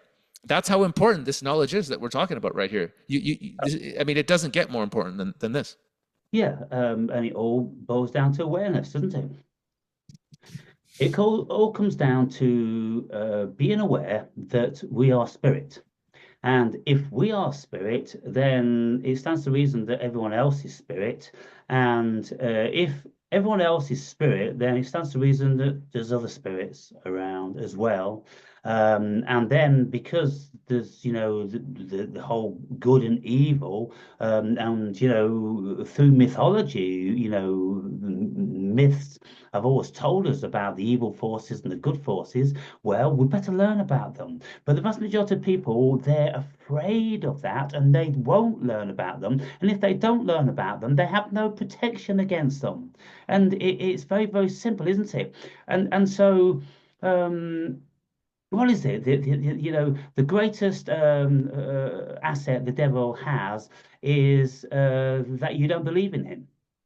And if you don't believe in something, you'll never see evil manifesting in you. It'll be there. It will lie unawares, and it will be using you. You will be automaton for it until you become aware. But then, when you realize that you have an attachment, and you realize that you are like being, and you are God, and all these silly little demons, they're nothing in comparison. Then you go, "Hey, oh fuck." I was too busy, I was too distracted to even recognize you. But now I've recognized you. Wow, you've been playing some tricks. Well, anyway, you're good at what you do. Don't get me wrong. You're great and you may serve other people, but not me. So thanks. Bye. And then they have to leave. They can't stay around. They may want to go, oh, can I stay just around a little bit? Are you sure? And if you're not sure, and then you want to use that spirit to argue with a friend or lover or this, that, and the other, then he'll know that you're not serious, and it'll be difficult to get that severance, won't it? Absolutely. Yeah. Amazing. What a chat. Yeah, fuck man. How long do you want to continue for? How long we done now? It's been a stretch. I do have to piss like a racehorse, so at some point. Yeah, But I reckon we just put it up. We'll just do another one. We'll just do a part two because Yeah, we'll just keep going. I'm open for anything because if you've got people that you can talk to, then there's so much to speak about. What I always say is, look, the first conversation we'll have is kind of like, oh, we feel each other out. We get to know a little bit of each other. We touch on many, many things, but then what I like to do is to come back to something specific, and I'd like to discuss what you think the ego really, really is. Then what do you think the soul really, really is? What you think the spirit really, really is? And when we've looked at those, I'll ask you, well, who are you referencing? Are you referencing anybody about these things? What part of intuition are you using? What part of experience are you using? Now, I mean, if you don't feel comfortable with anything like that, choose your own subject. But I've wrote about all these things, and so I've pretty well, got it down as to what, like, the house with all these spirits, and what the soul is, what the spirit is, and what the ego is, and at the ego goals and everything. Everything is really massive. And so just to flightily, like a butterfly, touch on a lot of things, it doesn't give anybody anything. It just stimulates their interest, but to then pick subjects and go into it deep, wow, that's a whole different ball game. I'd like to go deep with you, sir. Yeah, but in a platonic sort of way. 100%. I set you up for that. Did you see I went serious there and I was giving you the eye Yeah, contact? I'd like I to wonder go if he balls gets deep it. with you, sir. There you go. But people, they have to realize that Alex is a comedian, and feel free just to go off on one whenever because being a comedian, there's going to be lots of times during a serious conversation that you might not going to go, "Nah." Just fucking say it, just use it. I'll appreciate that, and it won't distract from the seriousness of our conversation. It's a trick. No, you're absolutely. I appreciate the fact that you are aware of that. That my mind does work that way. So you may be on some beautiful spiritual topic, and there's just a joke there, and well, that's funny. But at the same time, I don't want to interrupt your flow because you're saying something that needs to be shared. So it's a balance for me. When Just do I say it get? after. Yeah, Say it yeah. after. If I remember it in the flow, yeah. But sometimes it's not the same anymore. It's in that moment. No. You've said something, and if I point it out right there, it's funny. But after the moment is gone, and it's okay. Yeah. So if it arises naturally, great. If not, not. Whatever. We're just. Yeah. It's going to be what it's going to be. So when you look at that, then you have to know that your comedic facet is a spirit. It's an autonomy unto itself. That's very interesting. That I would really want Because to you can't go prevent into. it from doing what it does. It's very interesting. Because I kind of thought of myself as, because I know each soul has its own unique flavor, right? We're just different. Some souls love people. Other souls are like, fuck off. I want to be in a cave meditating. I don't need people at all.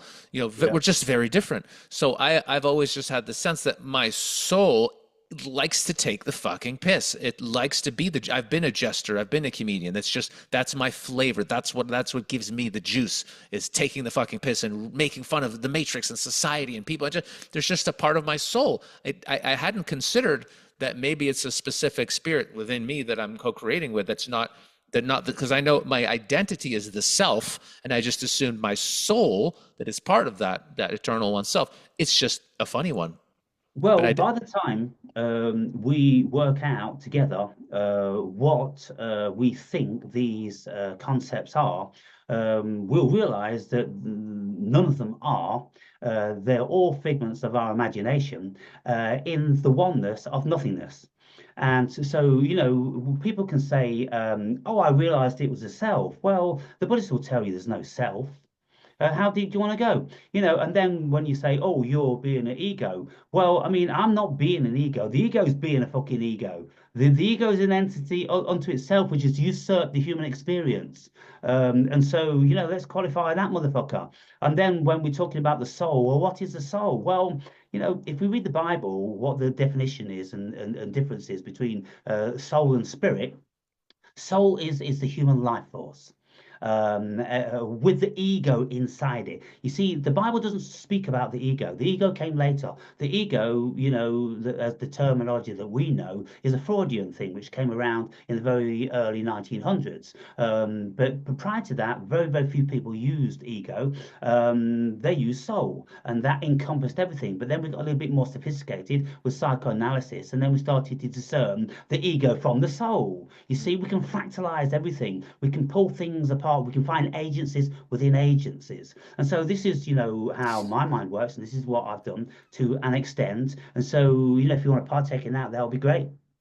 I would love to, and I think it would be very interesting to have another bit where we go super deep into all of it, because I'm aware I've read a certain amount of books for sure, but I think you've read far more than me, and you've got all the philosophers and all this. I think you've done a lot more reading, but most of my knowledge of self is actually from these direct experiences I've had. So I'm not that influenced by how other people think. I've just had a fuck ton of crazy awakening experiences that are, yeah, I don't even know. I'm just unique. Whatever it is, my soul destiny, I don't know, but my knowledge comes from direct experience. So it'd be fascinating to actually go, well, here's what I've experienced, and then how does that compare to not only your own experiences, but all of the stuff that you've read from these great masters, et cetera. So Exactly. I think it would be an absolutely fascinating conversation for us to both come in and go as deep as we can on all this stuff. It's another 1,000 arrows to our quiver, because what I was doing on my journey, I was having all these crazy experiences, and then all of a sudden I needed to know why. And because spirit wasn't, downloading the wisdom of the cosmos, then I had to look for other sources. So I thought, well, the other sources, the most brilliant people on the fucking planet, they might have an idea. So then I was reading copious amounts of psychology and philosophy and spirituality and all that different sort of stuff. And then I go, aha, aha, aha, aha. And it helped me absolutely exponentially. It fucking, honestly. Read the book. You can buy the Kindle for fucking $10, but if you want a hard copy, it's $20. In there, I'll get down into the nitty gritty of explaining, some of this stuff. But even in a book of 250,000 words, I've only, it's only one grain of sand on the beach of life. And with 61 years on this planet, with all these experiences I've had, I try to be poignant in the book, and I use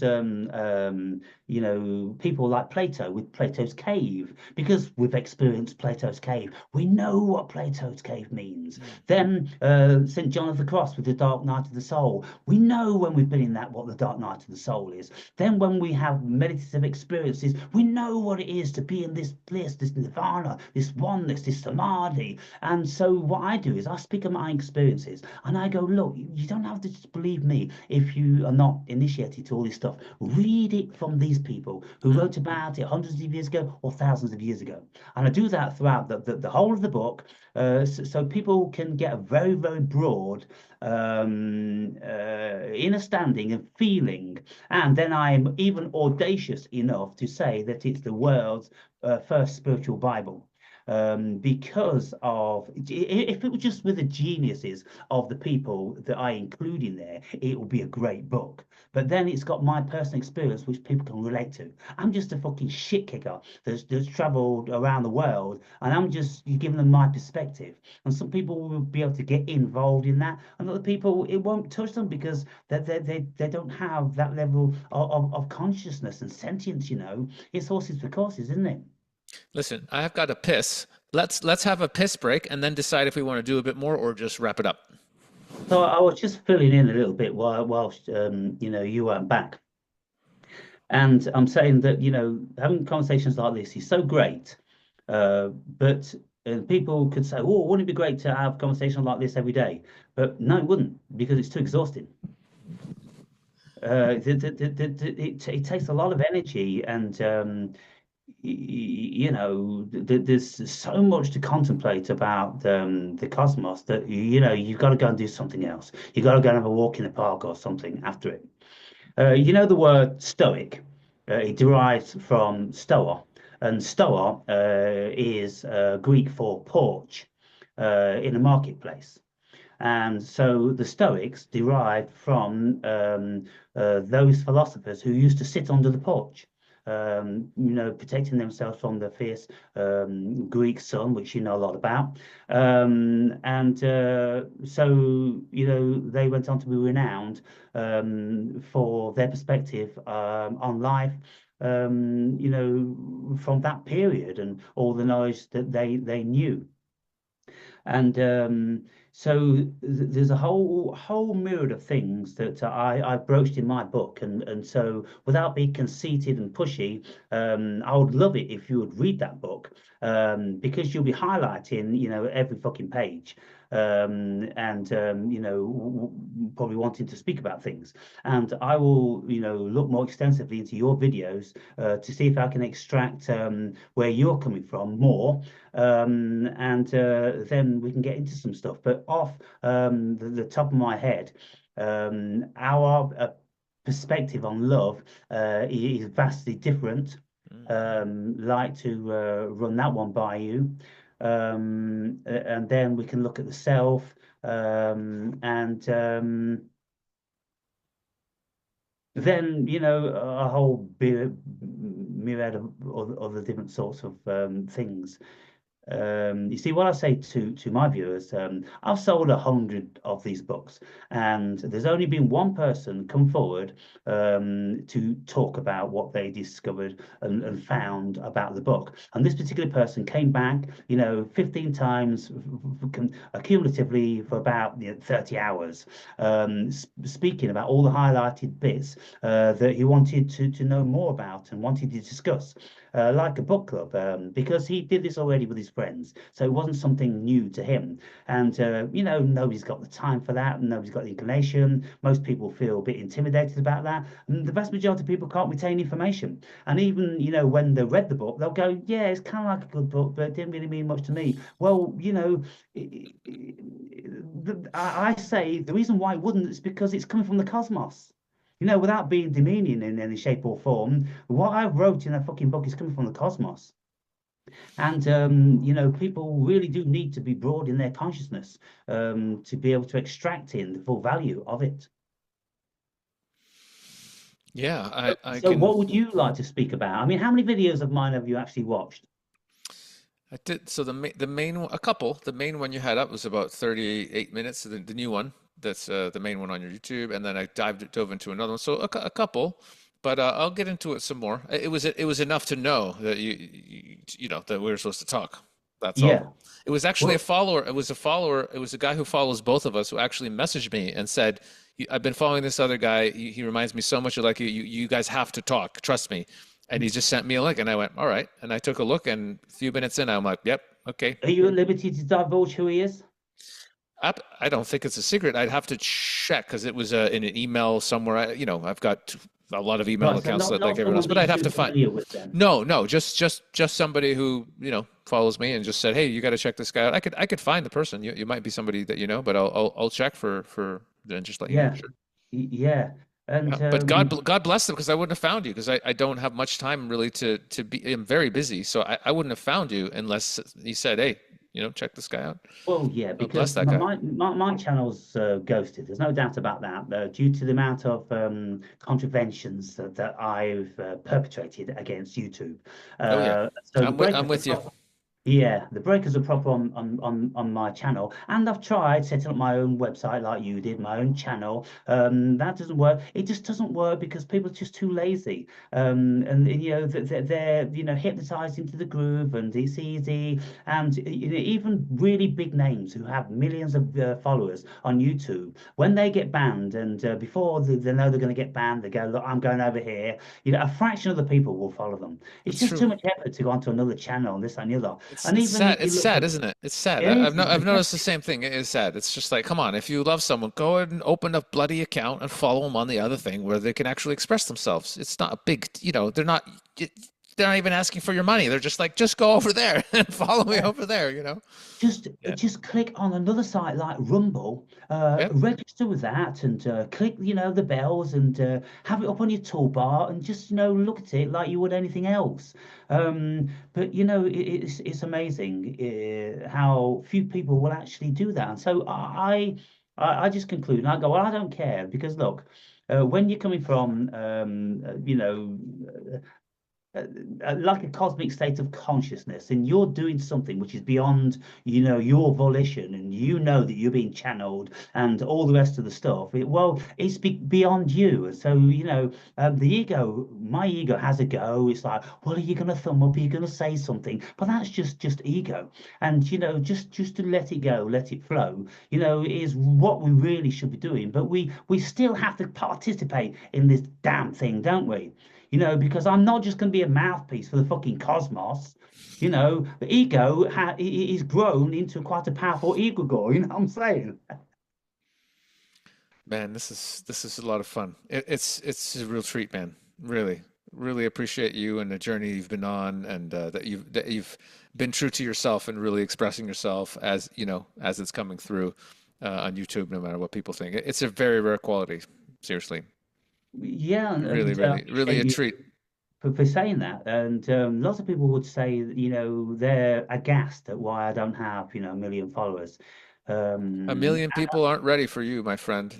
yeah, A reality. yeah, And we're not. This is a really interesting one that I've sat with as well. But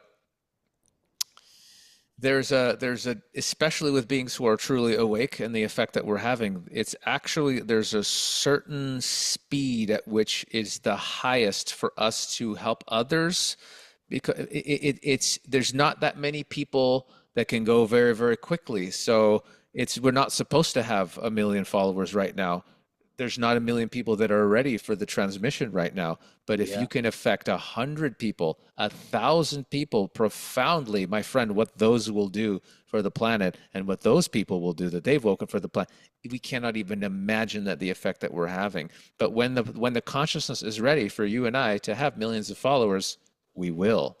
But only the ego thinks, oh no, that should be sooner. It should be, come on, I've made over 1,000 videos. Come on, guys, what's going on here?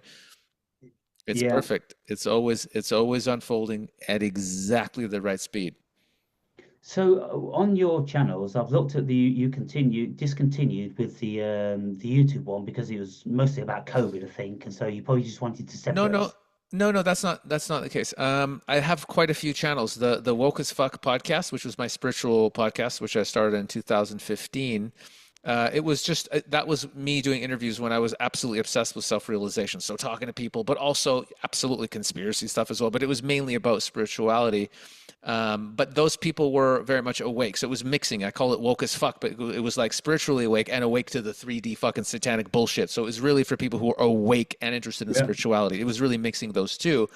And then when I got into when the pandemic was happening in 2020, I became very active trying to wake people up, making funny videos, etc. So I did put some of those up on that channel just because I wanted to get those videos out to as many people as possible. Yeah. So it wasn't that channel wasn't really for my activism; it was for my spiritual journey.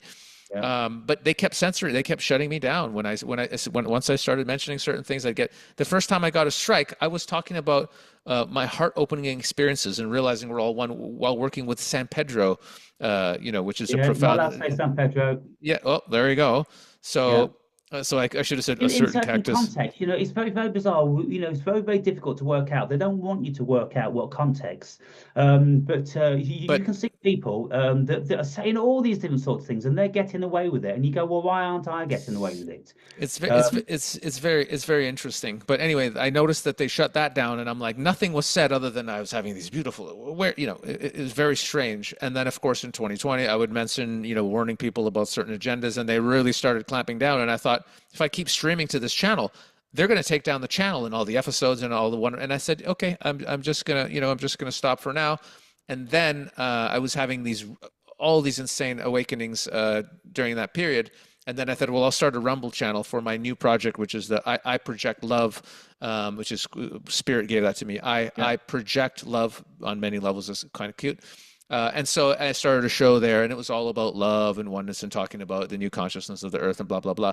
And I was doing that, and I just, there was so much going on in life. At some point, I started working on other things, and I said, I'll get back to it when I can. So I haven't been doing specific recordings about consciousness and spirituality specifically. I'll talk about other things, but specifically about just this, I haven't. And until now, where my friend showed me your thing, and I said, okay, I gotta do one because now I'm interested. Suddenly, I'm like, no, I really wanna go deep with this soul. And that's why we're here today, because I thought, no, let's do it. And I'll probably put this up on both those channels, so as many people that are interested in the topic are going to see this interview.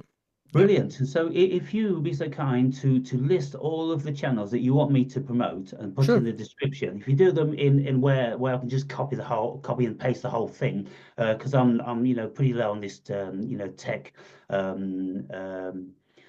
what can I say?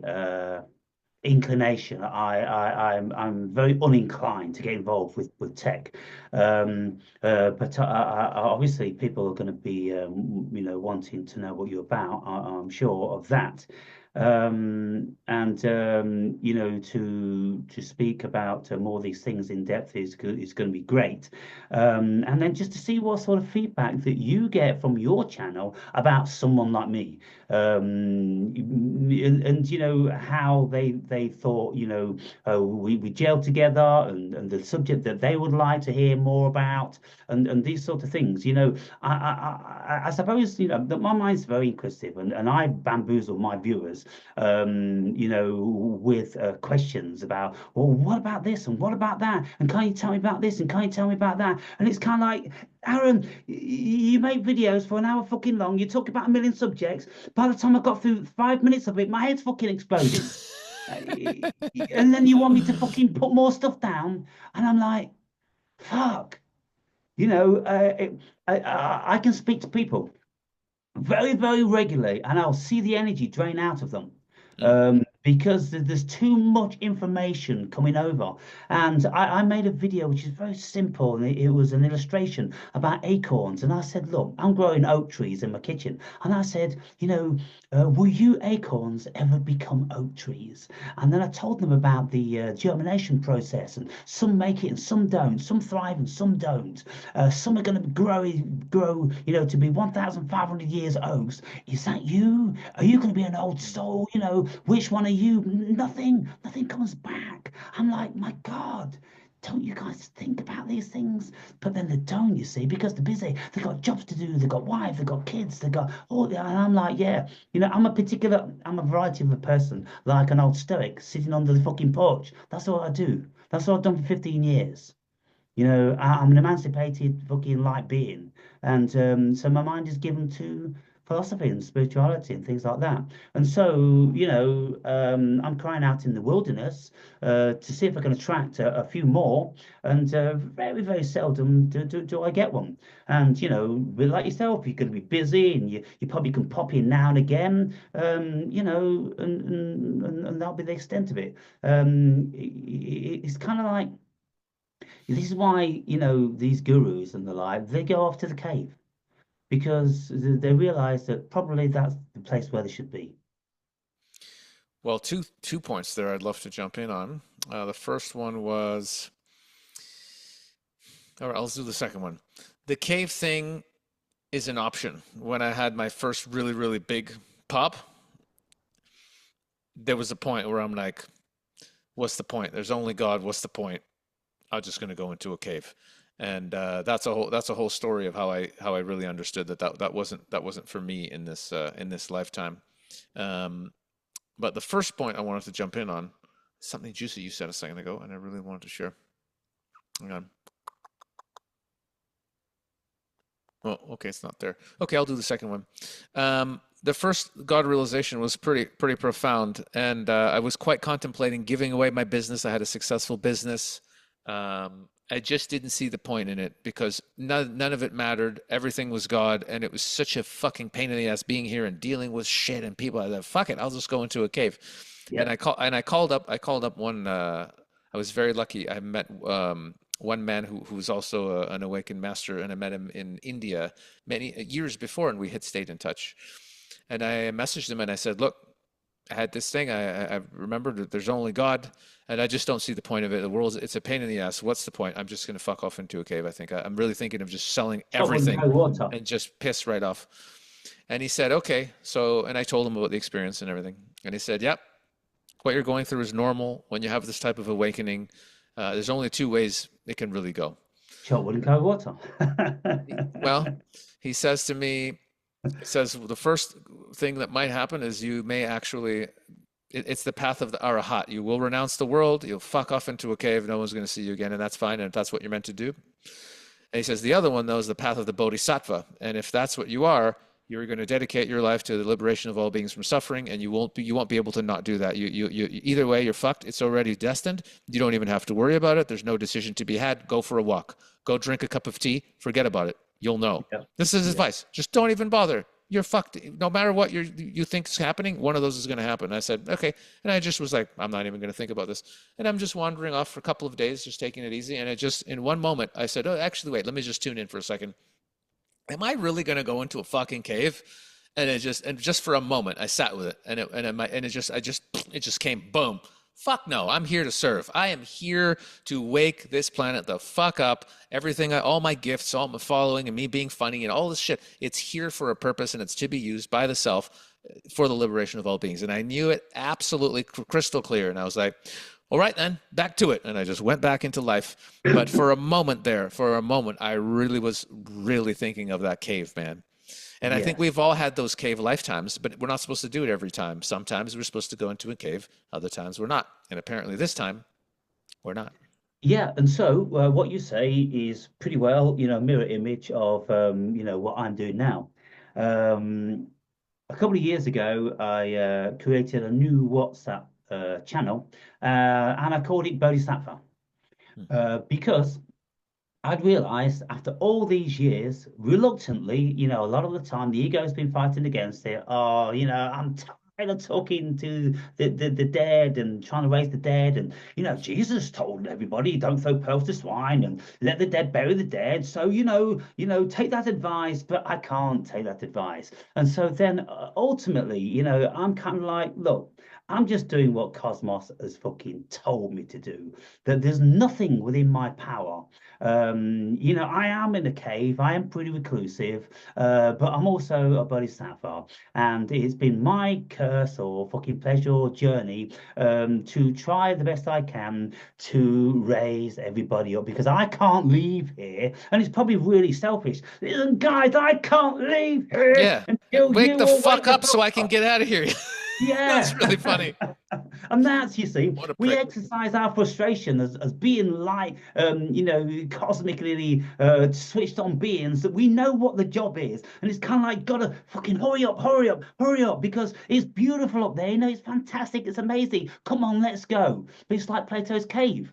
When the guy went out and saw the beauty and everything, he came running back in. He said, "Come on, look at all." They went, "Fuck you." Fuck off. Yeah. Yeah. You know, it wasn't happening. So it's kind of like, wow, it's an exercise in humility. Mm. And, I'm a curious one because I was gifted or cursed with such an exponential ego, which enabled me to travel all around the world and do all this experience and gather all this information so I can do what I do today. It gave me the power and the strength to do all that. But, it burns most people's eyes. And I don't know, it's kind of like, well, the cosmos, the cosmos is in control of that. I'm not in control of that. How could I be in control of that? I wasn't in control of my ego, how much ego I got. I wasn't in control of all the shit I've done in my life. I'm not in control in nothing. Cosmos is in control of everything. So I'm just kind of like, just let it be. But every now and then, the ego, one of the spirits will shoot his mouth off in some sort of direction, which seems like very dichotomous. But it is dichotomous. This whole thing is a paradox. And why is a paradox? It's because there's too many variables going on. There's too many egregoric energies with spirits and all this sort of thing. Every fucking thing has got its hand in this stuff. And I've always maintained that the human energy is the most sought after in the cosmos. Mm. It's a hell of an experience. I'll tell you that much. Yeah. So on that note, then we should probably wrap this one up and let this simmer and pass ideas back to each other about what we might want to speak about the next time and when, and we'll see if any of our viewers have got any input. If they want us to go deeper on this, that, and the other. But whether they do or they don't, well, that's what they're going to get. They're going to get deeper, and so that's the only way it is. But the whole bodhisattva thing, the Buddhists worked these things out many years ago, didn't they? And so you have to look at the level of wisdom, which is cosmic wisdom. How the fuck did they work that one out? And people like you and I, who find ourselves doing something and then realizing why we're doing it. And then when we realize that people have spoken about this thousands of years ago, we're like, fuck, I'm caught in the same net as what they were speaking about years ago. Why me? But then I say to people, look, I'm doing this job egoically, reluctantly, because there's probably lots of other things I'd like to be doing, but because I'm blessed for doing this, I'm like one of these Illuminati doing whatever they're doing, but getting paid for doing it. Okay, so they may be nefarious. Some of them may think they're benevolent in what they're doing because we all work differently in here, don't we? Half of America can't be evil. They just think very, very differently. Democrats opposing, the Republicans. They both think the other one's the devil. But, either they're both the devil or neither of them are the devil. Which is it? And if we look at our humanisms, well, we are both the devil and God. That's what the human being is. So fucking work together. There shouldn't be two parties. There should only ever be one party because we're one species, we're one race. But all we've got to do is realize that we're dichotomous here. Realize that we all have evil running through our fucking hearts. So we just better learn to manage it. I love everything that you say. I would say it's not evil running through our hearts. It's evil. The opportunity to access evil is there for the ego. It's there. It's more in our minds. It's really, the evil comes from here because our hearts are pure. The human heart is pure. Our very nature is absolute, unconditional Christ consciousness love. That's what's in our heart. That's actually what we truly are. So I would say, yes, evil can affect us. It's there. It's a channel that we can access. We could go into it. We could learn things. We could be an absolute piece of shit if we want to. But it's not in here. It's because we're not connected in here. It's because we're not connected to the love in our hearts that would even want to experience or be evil. It's because lack of self-knowledge. If you Yeah. know you are love, there's no need evil. Pfft. Are you kidding? Yeah. Well, I mean, again, if we make reference to the heart as being love, and this is what, we've told the world, and we even, depict it in this particular heart type shape, which is much more pleasurable than a throbbing fucking mass of ugliness, in reality. We go, oh, it's nice and pretty and symmetrical. It's not, it's lopsided and it's fucked up. And if we go, well, oh yeah, all of our love is coming from that. Well, that's not proven. Nobody could ever prove that. It's just another one of our idiosyncratic, Mm. inventions that we've done. The reason why, I often say evil runs through the heart of many people, because many intellectuals know that. Why? From Alexander Solzhenitsyn, who wrote, about the Gulag Archipelago, his incarceration, for 10 years, and he saw every fucker, there was evil, when pushed to a certain realm. And so whether it's in the heart, whether it's in the mind, it's in the human being. Or it's in consciousness. You can just keep elevating Mm. it, and because it's Russian dolls within Russian dolls within Russian dolls. If we are short of God consciousness, then what we are is within God also. And if God, created the cosmos in his own like and image, this and the other, well, we're the cosmos as well. So, we can say it's in the head, it's in the heart, it's in the mind, it's in the ego. Well, whatever it is, it fucking is. It is. Yeah, It it's is some what it is, isn't it? it's somewhere.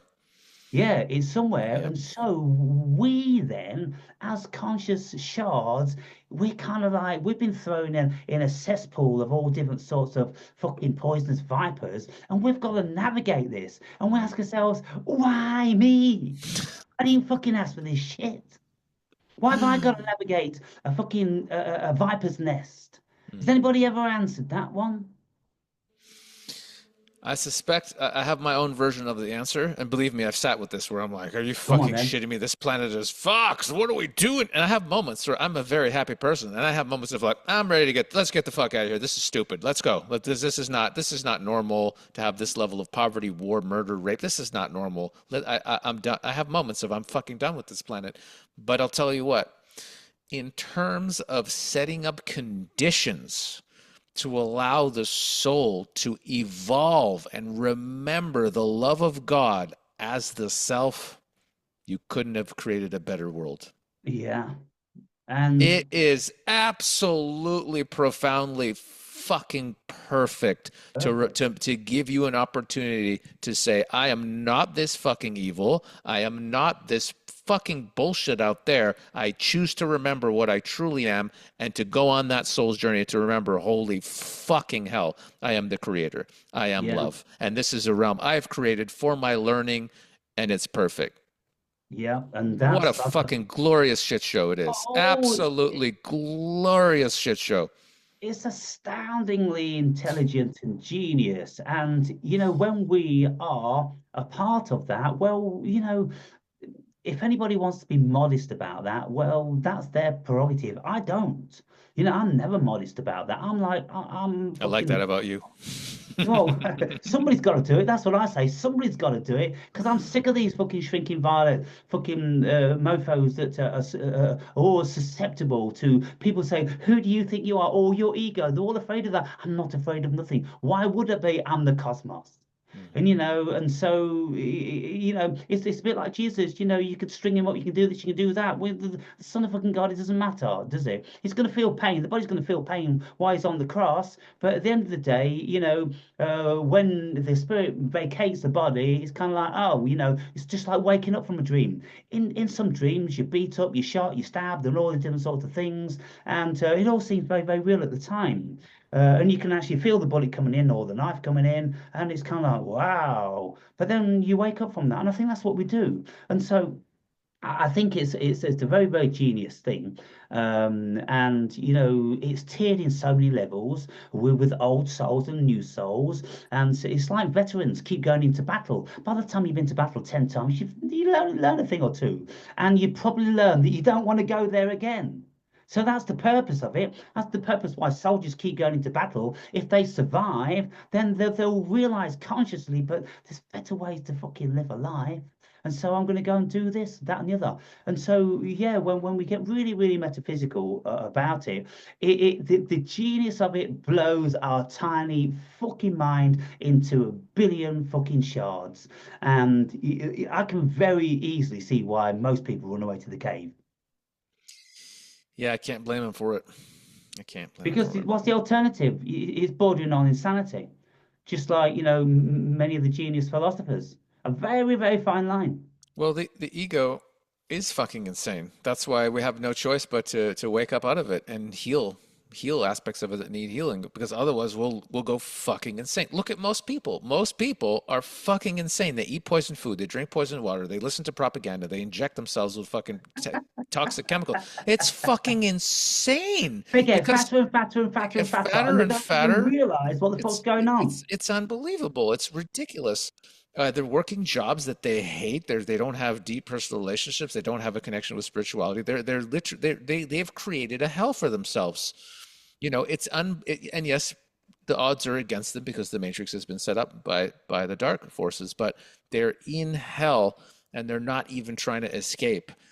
And that's quite a thing if you think about it. When you know there's an escape, and you look at people and you say, you realize you're creating all this for yourself, right? You know you're God in a body, and you're in hell, and you can choose not to be in hell if you actually do something about it. They're not interested.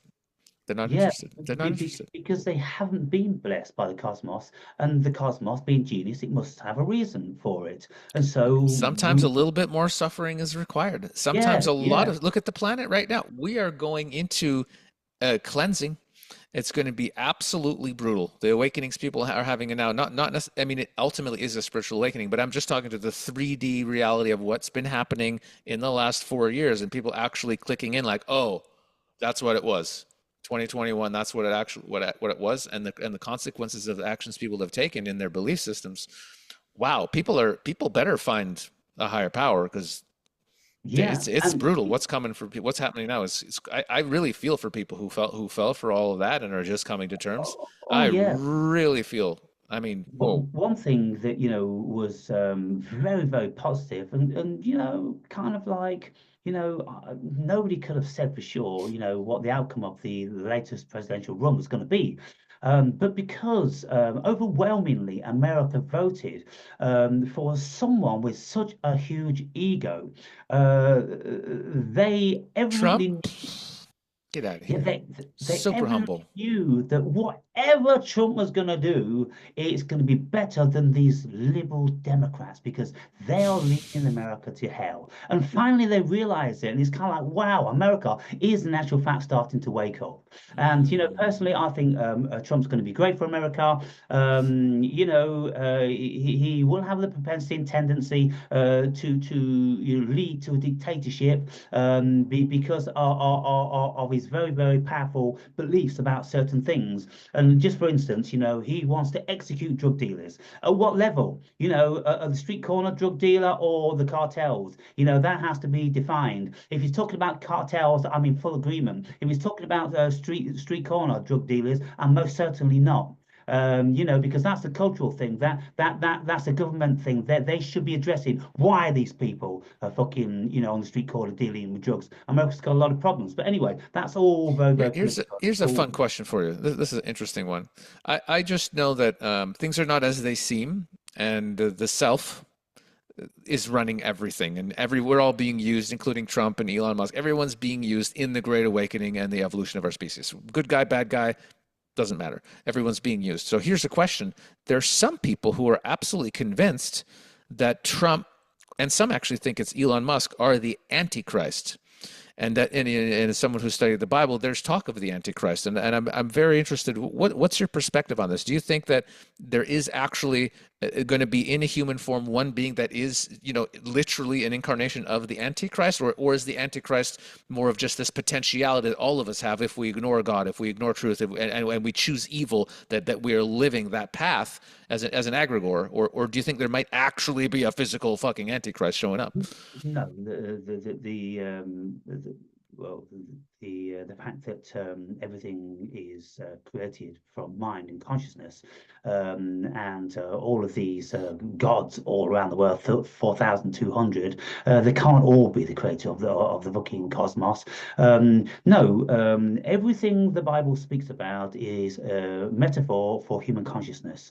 With every single scenario possible. If you listen to Jordan Peterson, he pretty well dissects a great deal of it. I don't agree with some of it, and some of it what I have actually spoken about, he hasn't broached, and I want him to broach these things, and I'd love to be able to get a letter to him to say, I want you to broach this motherfucker, and I want to know why you're avoiding it, these sort of things. But yeah, the point is, people who are hypnotized into believing that the Bible is the word of God and it's all completely legit, and it's not metaphor, oh, they're delusional. They're absolutely delusional. But I'm always saying, and I say in my book, and I speak a great deal about what Jesus said, and what God's supposed to be, and I've had God, Jehovah, chastise me for 3.5 hours. So I don't discount that it's a thing. It's an egregore. It is, because in the very, very beginning of the creation of the cosmos, this Yahweh character was there,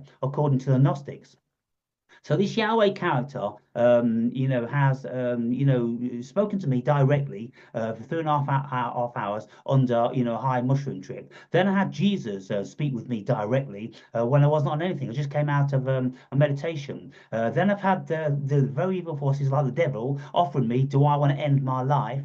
And then I've had angels, telling me how I need to evolve. I've had all these fucking crazy things happen in my life, and I know them all to be egregore. I know them all to be spirit. And they're a manifestation of human consciousness and psyche. And the more we pay into them, the more real they become. Because there is nothing real in this dimension, as per what the ancient philosophers, some of them will say, as what the Buddhists will say, and then that is Maya, as what quantum physicists say. Many people will tell you that this is an illusion, right? And so, okay, well, what's going on here? Well, consciousness is going on here, and consciousness is playing with characters. So they're all characters. And when we look at what Trump is, Trump's a manifestation of America's shadow, because America's shadow, the suppression which America's been under for the past 4 years, that they've got to wear this and they've got to take this and they've got to, call, Terry Sheila, even though Sheila's got a beard and a cock. America's gone no. You see, in America, they're not bright enough to really know, most of them, what they're doing, but their shadow is moving. Like a Mexican wave, it's moving the energy away from that and into something else. And so the shadow aspect is all the buried and all the suppressed things that we don't like about ourselves, which are not conducive to society and things like that. Because how many Americans want to go, fuck you with your fucking transgender fucking bollocks, fuck you with your vaccine, fuck you. They're angry. They're fucking angry. And I'm telling you now, it was the grace of the cosmos which put Trump in this position now. Otherwise, America would have imploded without a shadow of a doubt. Trump is going to allow America to release its shadow. And it's not going to be, without a great battle, because there is. Democrats are going to be fighting for their life still, and they're going to be doing everything in their power to eliminate Trump in whatever way. And so, we're just going to have to see. But as far as Trump reckons, he's been picked by the hand of God. Well, when you look at how the left have really hunted him down, and how the 2 assassination attempts and this and that, you got to start thinking that the universe has got a job for Trump to do. Yeah. And do you think that? Yes, he's playing a really critical role in the awakening of our species. Absolutely. He is an egomaniac, and yet he's the perfect egomaniac for the job. And no one else with a smaller ego, you couldn't do it. So he's the perfect person to do exactly the job he's doing. And I think it is God's will, and I don't think it can be stopped. I think we're going to see, this is going to be a fascinating time in human Yeah, history. because Truly, truly, truly. the Yeah. rationale behind his ego isn't schizophrenic. It isn't psychopathic. The rationale No, he's just got a bit. is sound. He's a fucking arrogant billionaire with lots of power and charisma, and yet he's not. I know in some way, if you look at the bloodlines and the power and his connections, and people will lump him. Oh, he's one of them. Well, in some way, yes, but and I think in a very, very important way, he's not, because I don't think he does the satanic rituals and the super evil shit. I don't even want to mention, but the Yeah, really evil, dark, super fucking evil rituals that they do and all.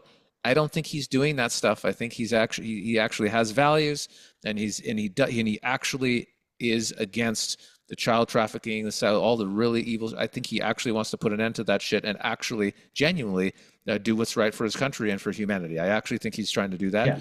Doesn't mean he's perfect. Doesn't mean he's not an asshole. Doesn't mean he hasn't ripped people off in business deals. Probably all those things. And yet he's not in their evil, evil club, and they know Yeah, it, and they don't and like him being in power. And that's obvious that they want to stop him. that's right. That's And real. You can see yeah, that you cannot fake the level of hatred that and how much they want to stop this guy. And and we know they're evil. So that tells you everything, doesn't it? and we know he didn't come out of their farm. He never Yeah. came out of their indoctrination procedure. Whereas the Bushes did, they're all in the fucking gang, and Obama did. You can trace all these people back. Apparently, you can trace these bloodlines back to the pharaohs.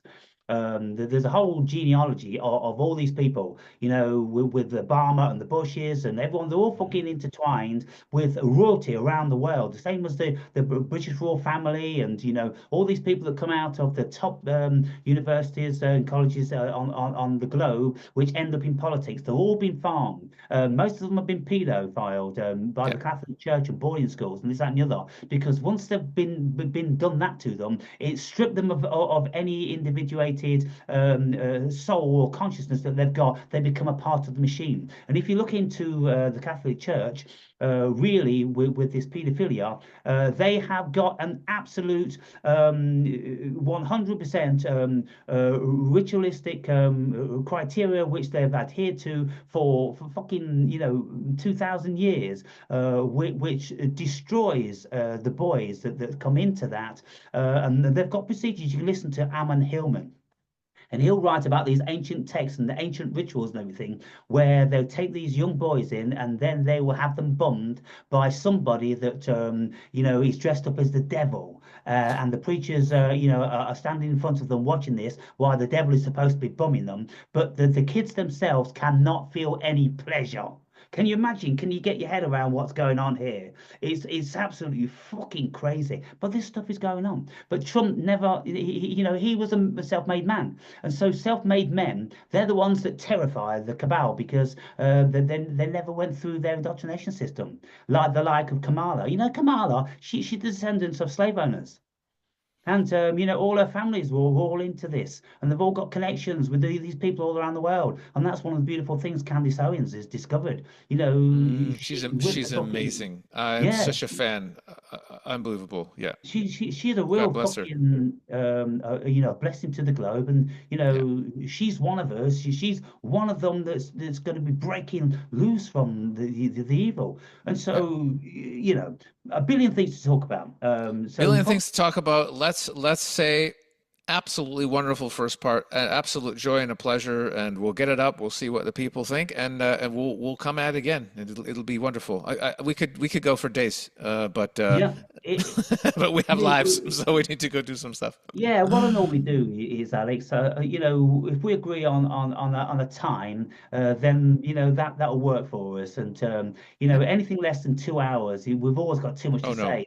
Anything no, no. over 2 hours, it gets a bit exhausting. So if you feel that 2 hours is appropriate, then we can do 2 hours. Or if you've only got 1 hour and you go, "Well, let's just do one subject today, Aaron," I see how that think works. two is nice. I think shooting for two is really nice. Yeah, Yeah. yeah, And yeah, two's listenable also. If yeah, someone sees 2 hours on a podcast, it's kind of like, okay, I'll do that one tonight. I'm sitting in front of the computer. If it's 3 hours, then they've got to start chipping away at it, and yeah. they might not get back to it. So, yeah, brilliant, Alex. A pleasure to meet you, even though I've known you all my life. Uh,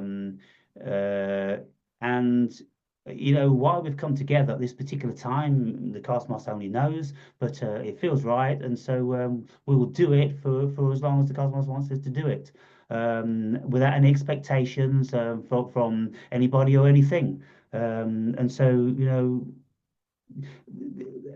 it's best not to complicate it with too many thoughts, isn't it? It's kind of like, if you feel like talking about something, are you available? Let's do it.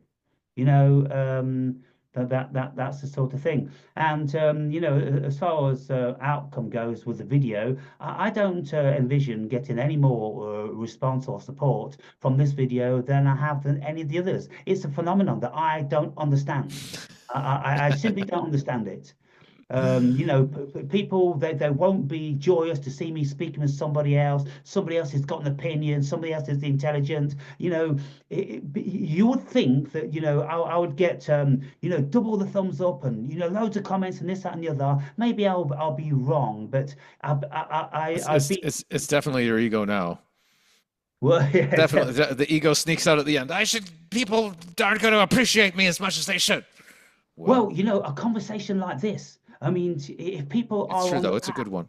the It's a things good one. we're talking about, it's not your everyday stuff, is it? And I don't know, unless you've got a podcast of like, 1 million views, whereby everything is more structured and you've got great thinking people on, and that's what's expected.